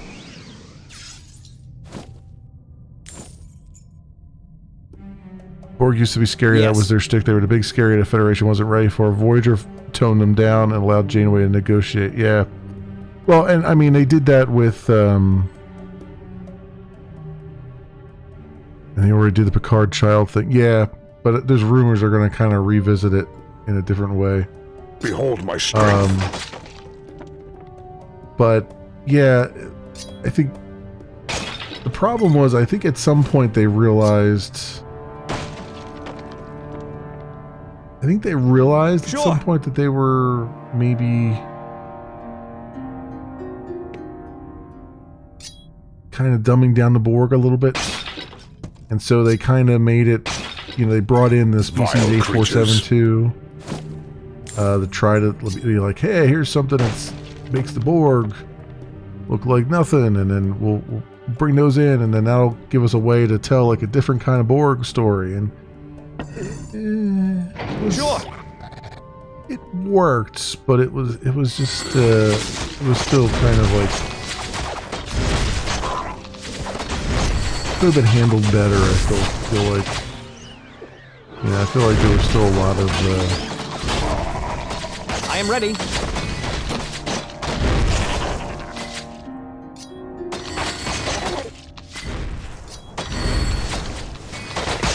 I don't know, Voyager in general kind of, Let's go. I think, never really had its premise fully explored. You know, you say so. You had a situation where you've got a science vessel that isn't really prepared for being out in space without a dock, without a space dock for quite so long. You know, they could have explored ways in which they've had to adjust and all that stuff, and alliances they've had to make and all that and all those things. They kind of were just constantly searching for the whole big bad thing instead of just kind of embracing the enemy of the week thing, or at least the challenge of the week, rather than the enemy of the week or the alien of the week. And some of that just had to do with budgets and stuff. I feel like if they did Voyager nowadays, where you only have to do like 10 episodes in a season instead of 22, it probably would have actually made a better product. You know? I will be avenged. They made the Borg the tutorial enemy and for STO. Yeah. STO does the Borg dirty too, because it's like the Borg is the very first storyline missions. And then after that they're just You will fall. They're just easy pickings, you know what I mean? Like you can just easily go through and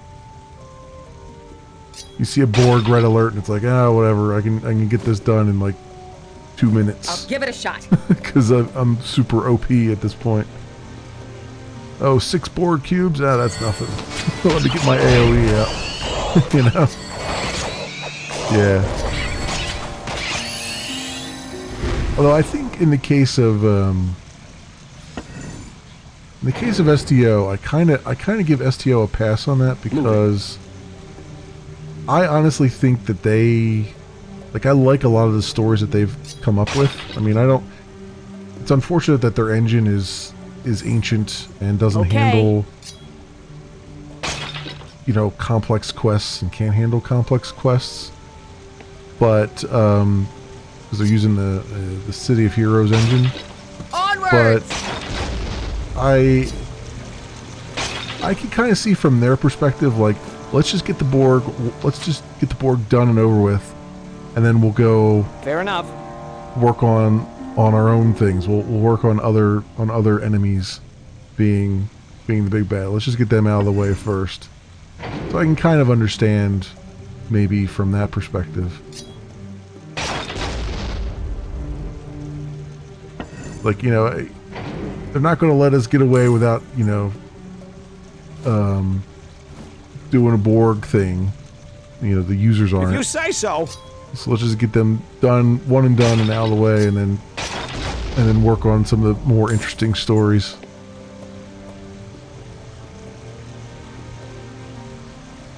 The mission creator that was added proved their engine could handle complex ones. Yeah, that's the thing that bothered me. Is that, like, I tried to, On my way. Before STO got rid of the creator, I was playing around in it, and it felt like it had been purposely downgraded, because you literally could not make a mission that you failed. Like, there was no way to have a branching mission storyline. Everything had to be like, you could, but you had to kind of you had to go through these sort of weird hoops where you could never lose a mission. For my people. Really. You can kind of lose missions in, like, the dailies, the TFOs and stuff. Are you sure about that? Kind of, sort of, but you don't really lose the mission. You just don't complete something fast enough, right? So you can kind of do something like that, where if you don't complete something fast enough, you don't get the same kind of rewards and stuff, but you can't, like, actually fail a mission. And I feel like that has to have been kind of, we shall win the day, you know, downgraded or something from City of Heroes, because I seem to remember in City of Heroes that you could actually lose missions. You will and stuff. fall. Maybe that's not really the case.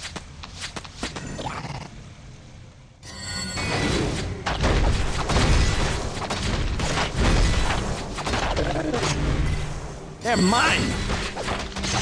It was about 28% of what the game dev had access to, and about 50% of what was available in the City of Heroes version. Yeah, I kind of figured that, because it did seem like it was, playing around with it, it did seem like it was very, very watered down.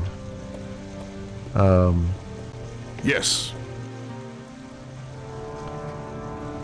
And then, you know, I think the funny thing about that is they ended up, in their words, getting rid of it because no one on their team knew how the excuse me. No one on their team knew how the engine worked. the creation engine worked. Because I guess they had forked it and you know, reduced it to a point where they couldn't figure it out anymore, and they couldn't figure out what they needed to keep out of it versus keep in it, I guess. I don't know. I mean, it just, I don't know. It was just one of those things where I feel like they took away something really, I mean, some good things that the community was doing with that.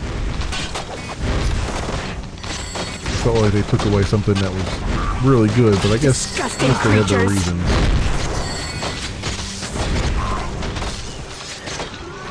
Could not use actual Star Trek names. Yeah, I think that was more of a legal thing. I know about the restrictions you're talking about where you couldn't use likenesses and stuff.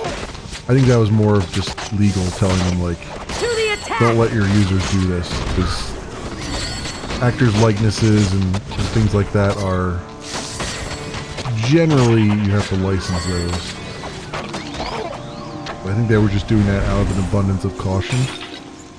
And I also wonder too if they end up getting rid of that just because, not only because they couldn't figure out how it worked or how to maintain it, but because it was just they didn't want to run the risk that someone would break those regulations, because they knew there was going to be more scrutiny on them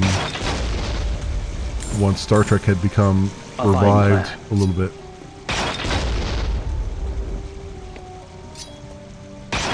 Because they did this. Because the thing is, they did the same thing for Neverwinter as well. They got rid of the creator in Neverwinter, which arguably was used a hell of a lot more than the one in STO. And there was a lot of like custom content in Neverwinter that was just gone forever. Come on.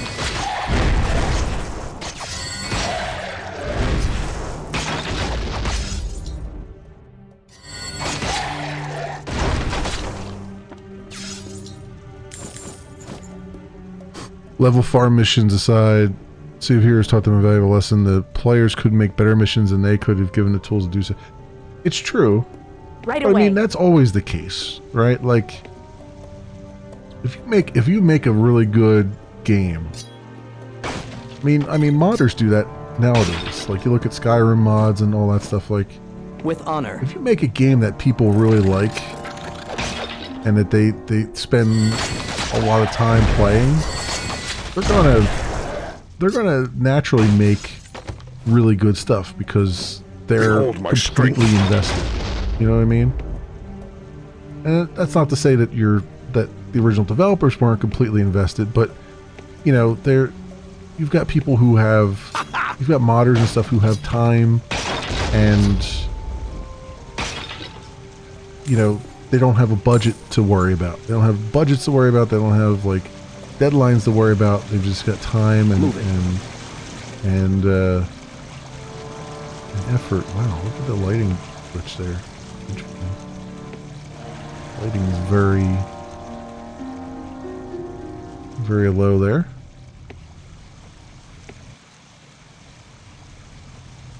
Quickly now. Cryptic did not like being showed up in their own games. Yeah, I could imagine. I could imagine that. Like, they didn't like the fact that people were Stand back. doing it better. Dark generator.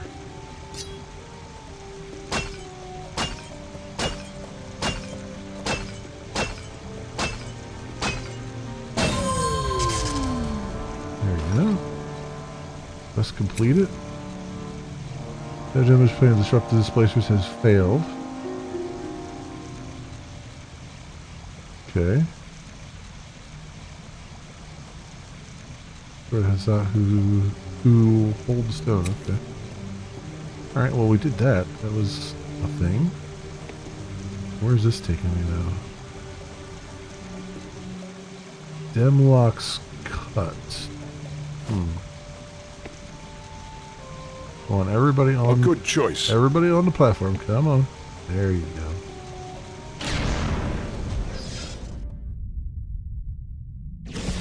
And no idea where this is taking me.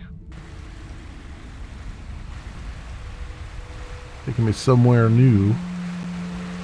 Is all I can bet. Is all I can guess.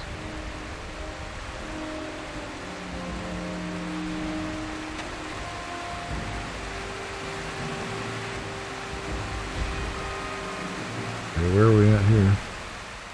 Oh, them locks cut. So it took me right over to that section there. We still have a big section of territory to go over here. That's interesting. And I don't know if this island or something is also something or not. There's like a thing down here too.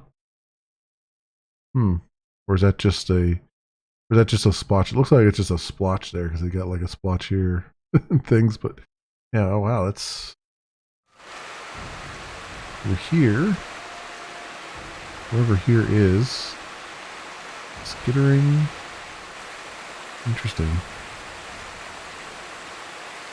In City of Heroes, they would delete mission and mission projects on a whim. They claimed stem to the level farm missions. They also deleted some really well-designed ones. Delete well-designed missions that were fan favorites. Yeah, I don't know. I didn't get a chance really before they deleted everything. Plan. I didn't really get a chance to dig into it that much. Which is unfortunate because I feel like I missed a big part there.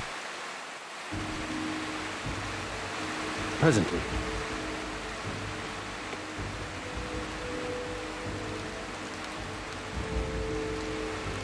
I wonder... Yeah. You got it. I mean, there's another thing, like City of Heroes.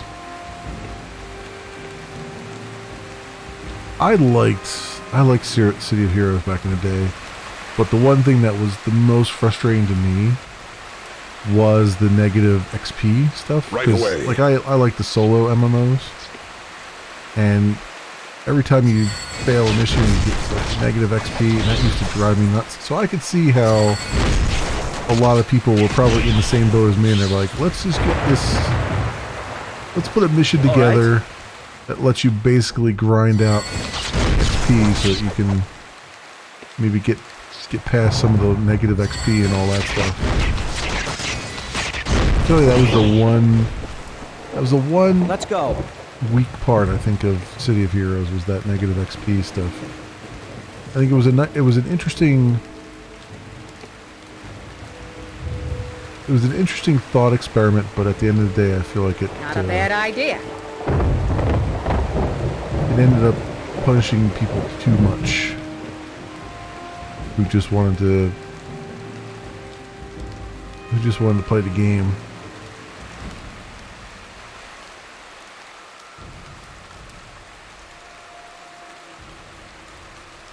You remember the taxi bots in Sea of Heroes? Yeah, I was I don't remember what server I was on. I didn't actually join any guilds or anything. I only made it as far as like I want to say All right. what was that? I can't think of the name of that area. It was like a gap area. There was like a big gash Right away. in the ground. I forget the name of that area, but it was maybe like a level 14 or level 15 area. And I only got as far as that, and then I kept dying to the one. You got it. Like one of the missions there, and I ended up having, like, I was level 14, but I had so much experience point debt that I was actually like level 12 or something, and that's when I kind of just gave up on it. I just couldn't deal with it anymore. What are you doing up there? Running after random stuff. Well, okay. Talks about Anna would ferry people for mission entrances. That's cool. Yeah, I think I barely. Are you sure? I barely played. Like I enjoyed what I played, but then I didn't get very far in it. That was just. All right. it was very hard to like solo it. I felt like you really needed other people to just kind of help you out and things. Bring 'em on. And City of Villains, I don't even think I think I got maybe level 2 or 3 of that, and I kind of put it down at that point. Because at that time it was still subscription based. And I kind of had to justify to myself whether or not I wanted to keep paying a subscription for something that I wasn't playing that much.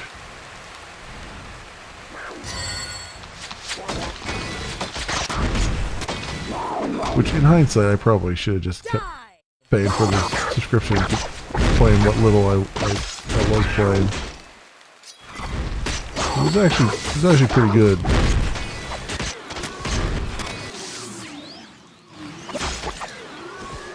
You don't know what you got. You don't know what you got at the time, really.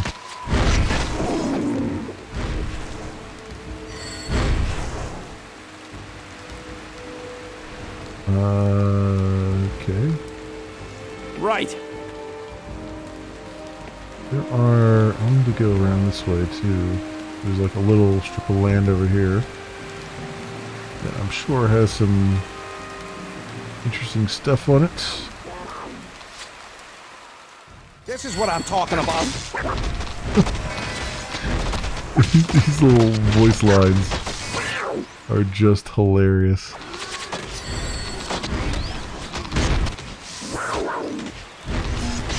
Power and might.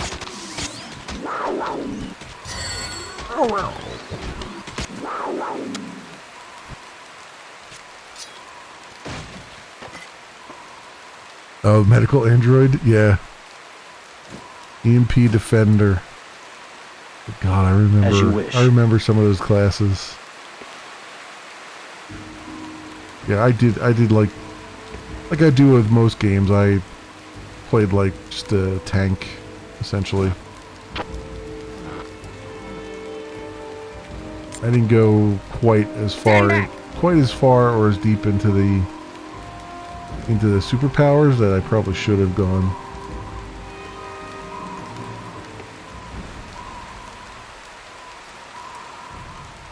Because I always have choice paralysis, right? Like when the game gives you a lot of choice, I end up picking the simplest things I could find because I just don't want to. I don't want to sit there and hem and haw over what choice to make.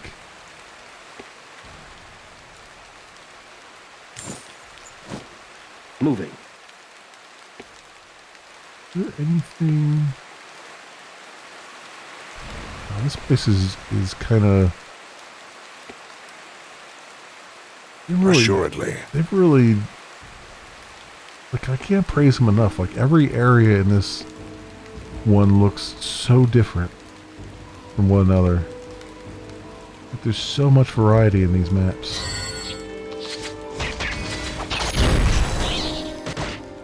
Come on!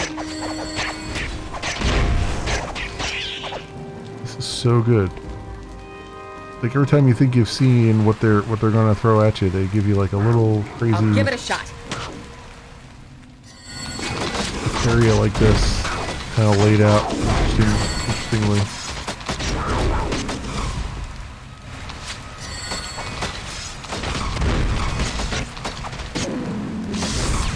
They will fall. Yeah. We wind our way through these guys. Never let up.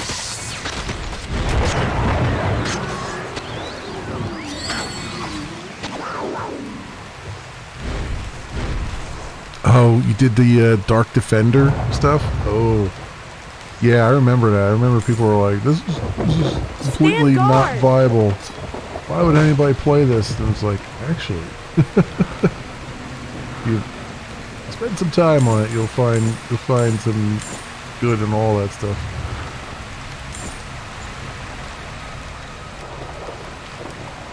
Why, of course. Yeah, apparently there's still like a fan server up somewhere. Let's see, heroes. Is pretty good. I wish it was more. I wish there was more preservation for those kinds of things. More of a. I wish the laws would allow you to give you more options for preserving things like that. Like if something's like define abandonware legally, and then allow people to just, if something is classified as abandonware, to just go and preserve the servers and all that stuff the best way they can. A good choice.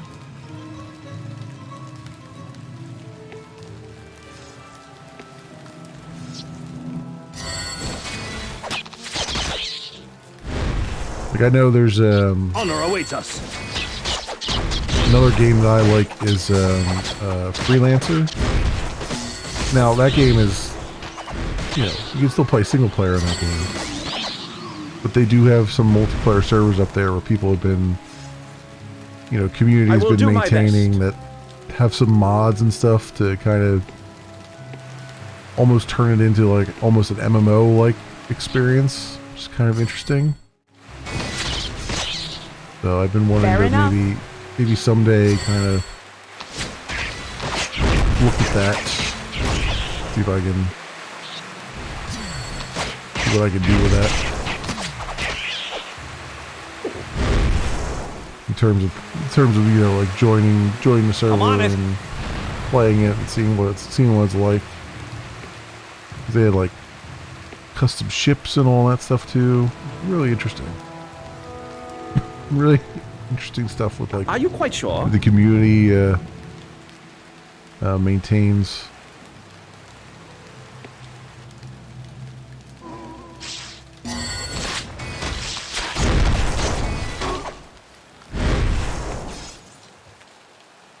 A good choice.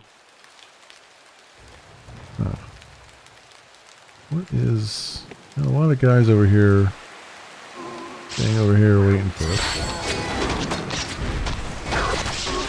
With honor.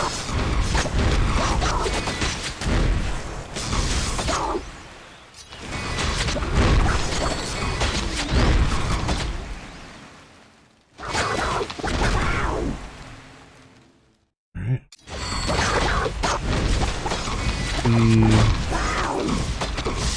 I am ready. Pressure on here. But that healing is doing so well here. They are no match.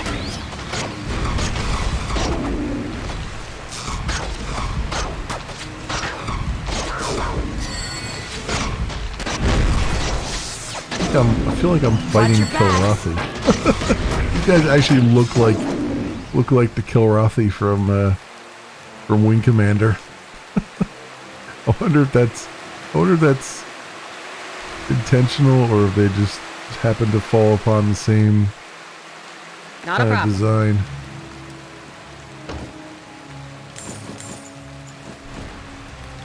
There's legal precedence that it's a legal private server now. NCSoft has made no attempt to shut them down, even though they most definitely know the server's existence. Yeah, but it's like you say so. And I get that. I feel like though. Well, first of all, that doesn't stop you. It doesn't stop copyright. Are you sure that's wise?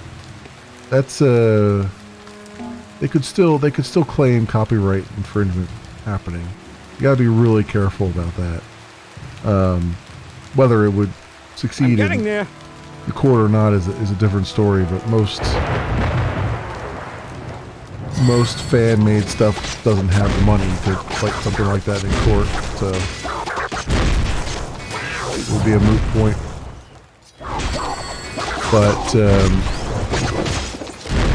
not COH Reborn, COH Homecoming. Yeah. Mm-hmm. You know, I've heard of that. Certainly. But yeah, it's still. I wish there was like something a little more solid than just, well. Not a problem. For now, they've decided not to cause any trouble, you know?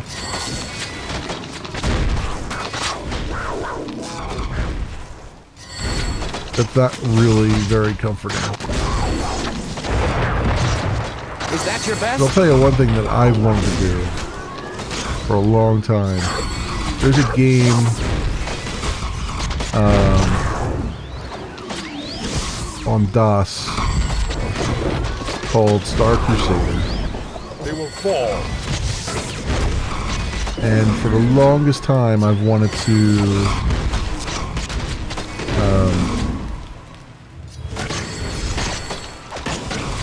not necessarily remake it, but at least remaster it so that it's can be played on, you know, Windows 10 and all that stuff, rather than needing DOS and DOSBox and all that stuff to run it. But it's one of those things where, man, you got to be really careful. Like, you got to make sure that you don't got it. use any assets at all. You got to make sure you all the code is clean room. You haven't looked at any of the code in the original game. You've just done it all by scratch on your own. You know, things like that. It's a real problem. Whereas all you know, like, nobody, you know, Take-Two is not making any money off of that. They don't even sell it anymore. You can't find it anywhere. Right? And you might be able to find a copy on eBay or something. Or Are you sure? something like that, but it's just one of those things where it's a great game. It was, you know, it was buggy. It crashed a lot. But like, that's kind of the thing that I would love to fix. Like you know, you got the other thing I have on my list is Of course. is Daggerfall. Elder Scrolls 2 Daggerfall. Because Daggerfall Unity exists, and I have that installed, and got like mods installed for it and everything else, and that like works so well, right? Because Whatever you say. you know, everything's available for it. You know, Bethesda kind of is okay with it. You know, because they released Daggerfall for free, the DOS version of it, and everything else. You know, they're not trying to make money off of it anymore. They kind of let the community do their thing. You know, we just kind of need more of that, where you're just allowed to preserve these things for Are you future sure people, about for that? future generations to want to play. You know, like hell, there's games that I missed entirely, like, you know, like Champions of To battle. whatever it is. I forget the Champions of Nazareth or whatever, Nazareth. That I was playing, and As you like, wish. the only way you can play that game is via either you have a PS2 around, or you have to use an emulator. You know, Fair enough. it's like, it would be really great if someone could take this stuff and, you know, port it to PC or something. Look out! You make like a proper port of it.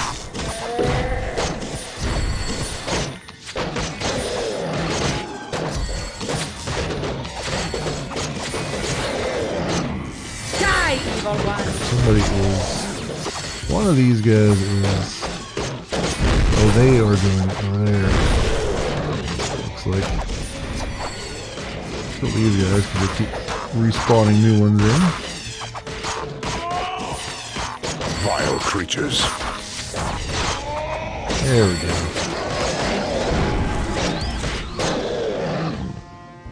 Nice. Copyright on games that require an online connection are only enforceable for 5 years after the online service is terminated. Look that one up. Well, that's but what copyright is that? Is that the copyright on the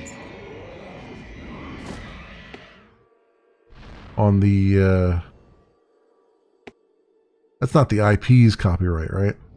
Like they could still, As you wish. they could still, like an IP, you can have copyright on an IP for much, much longer than that. You know what I mean?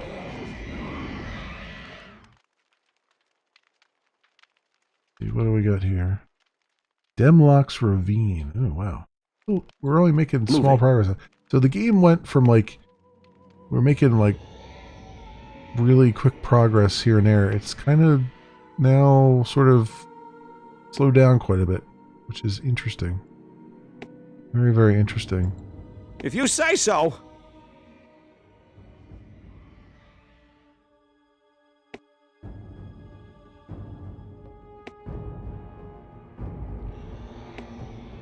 I'm fairly certain like IP copyright For glory. lasts for like at least 30 years, if not. Like I know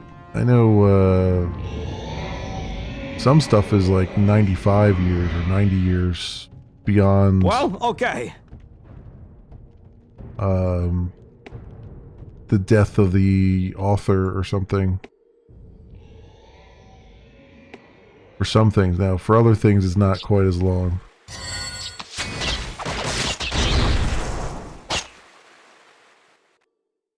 Watch your back. Specifically refers to cracking the game. Private servers for all MMOs count under this. It reclaims City of Heroes, but they can't stop the private server unless they intend to revive it themselves. Yeah, I guess that depends Let's get about on... it.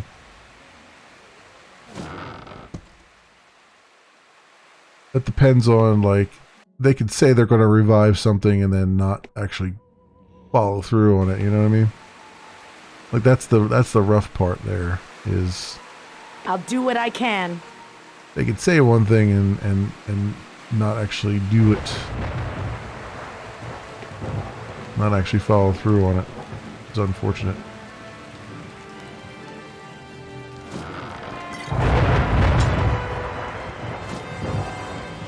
I don't know. Are you sure that's wise? It would be nice if there was something more solid, more concrete for game preservationists and whatnot. But you have to define what preserving the game means and stuff too, because for most it's not so much, it's not enough to just preserve the game. It's like let's add additional stuff onto it. It's like, well, all right, if you add additional stuff onto it, like where does can you do that? Can you charge for stuff? Like if you charge for stuff, you have to make sure that it only goes towards server costs, you know, those kinds of things. You know what I mean? Can't make money off of City of Heroes. That would be profiting from the IP. Even the shot in-game store, it was at it. End of life is all free. Yeah, that's what I'm saying. It's like what I would like to see is there come up with like a preservationist thing where it's legal to preserve this. It's legal to maybe add things onto it, mod things into it. But the mods have to be free.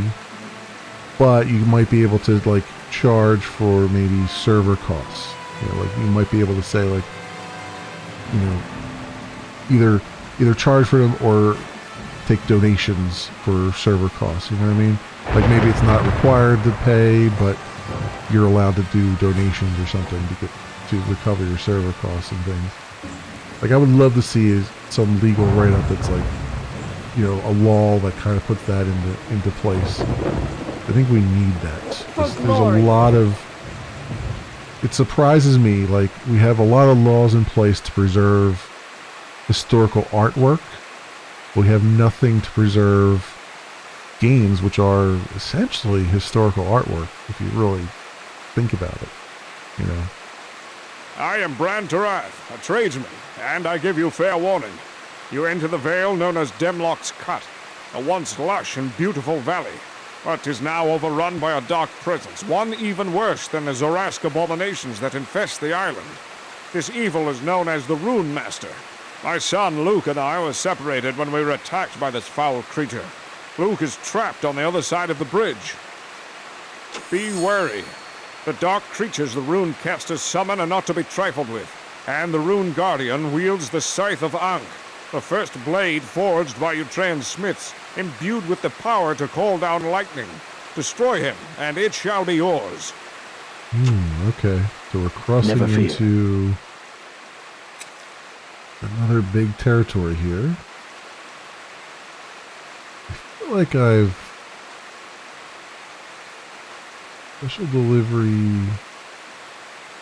Jaff... Full-Face Cove... I'm wondering if I've just missed some of these things along the way here. I have no idea. I feel like I've gone down the correct path the whole way, but I have no idea. What do we got?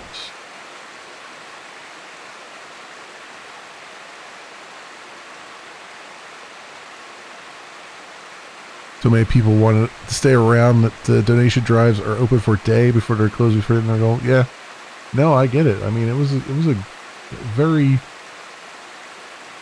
nostalgic game. You get a game like that that just invokes that kind of nostalgia. Like, people will pay quite a bit to see it kind of survive, and I totally understand it. You know. Like I said, I have games myself that I hope never, you know, I would love to help keep them from disappearing into the ether, you know. Start amulet, magic damage reduced by 5%. We got so much stuff. We have so much stuff.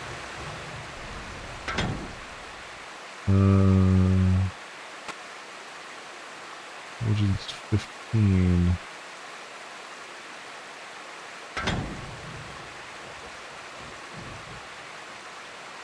Safety tips.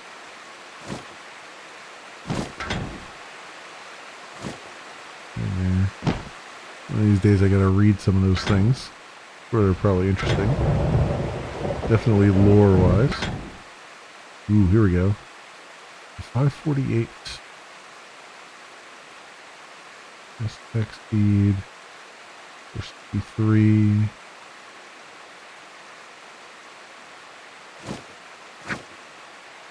Boom. There we go.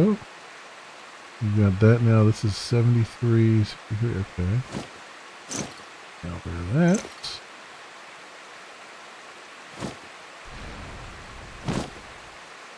Over there.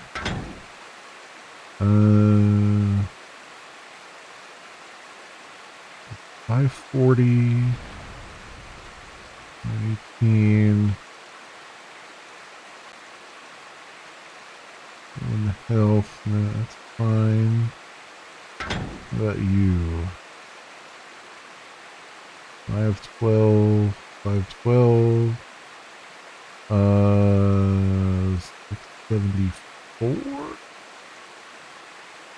Flee. 10% chance to flee and adds 10%, 10 to 20 fear damage. This is versus undead. Alright, I don't think we need versus undead anymore. So we can use this one. Make them flee. 4, 450. Okay.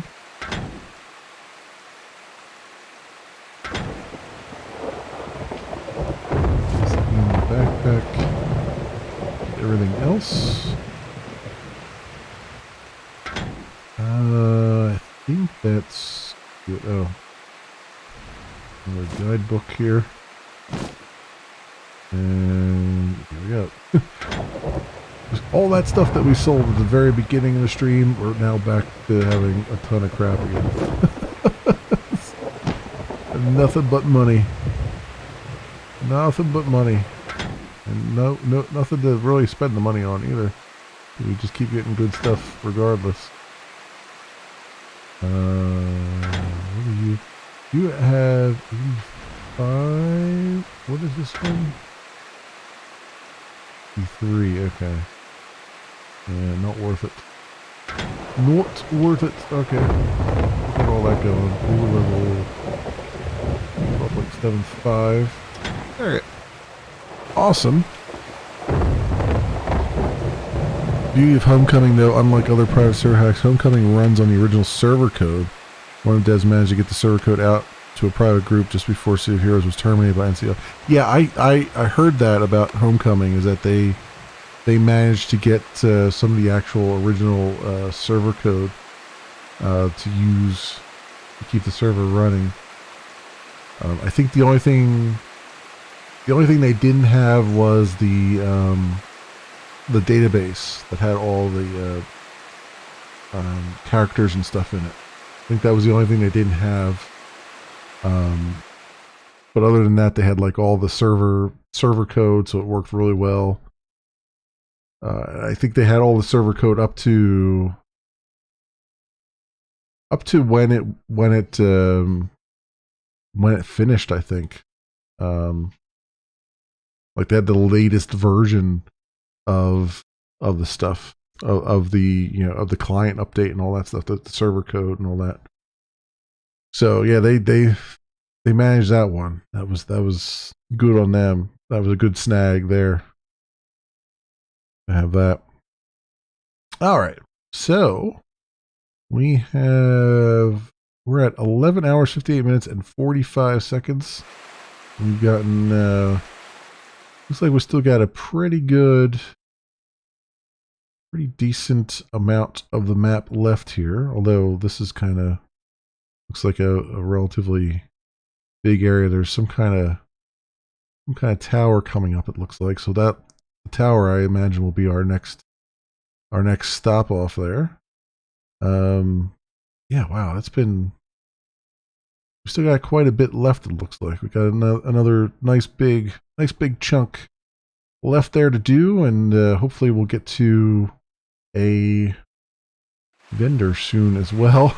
Since our inventory is all filled up again. But I think that's going to do it for tonight, my friends. Latest version, including the half-finished next expansion that was intended to be released, then scrapped.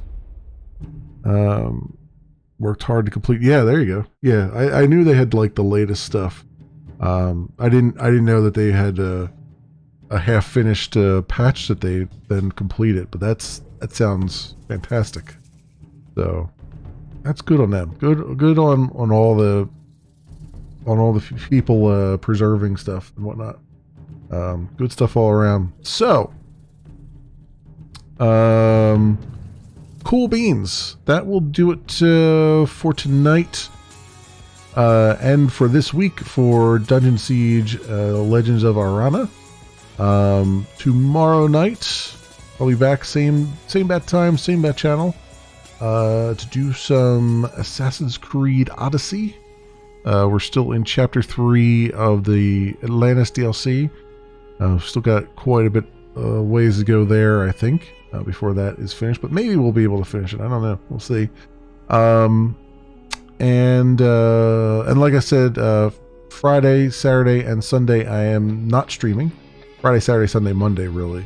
No streams for me. I'm taking the weekend off. I got family stuff to do. Plus, I just figure it'd be nice to take like a little break. So I will be back next Tuesday and Wednesday for some more Dungeon Siege, modded Dungeon Siege. Probably, I imagine, next week we'll be finishing Legends of Arana. Because everything I said has said that the game is only about 13 to 15 hours. So I'd say we're getting there. And then we'll move on to whatever the next thing will be on the list. I'll have to figure out what that's going to be. Yeah, that is the story as I know it right now. My friends, you forgot about the starting menu for this game. Yeah, it's certainly very stylized. I'll say that much. So that'll do it for me, my friends. Thank you so much, everyone, for watching. I hope everyone has an excellent morning, afternoon, or evening, depending on what it is for you, and hope to see you back here again in the future for some more stuff. Whatever happens to suit your fancy.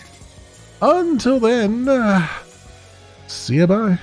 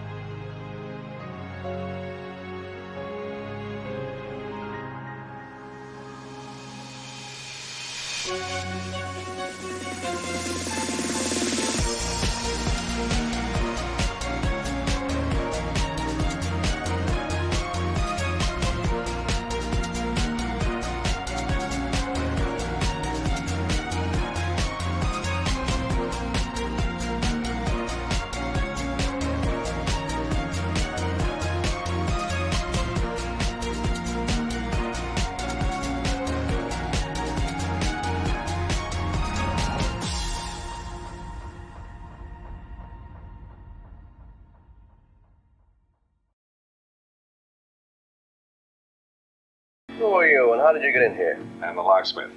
And I'm a locksmith.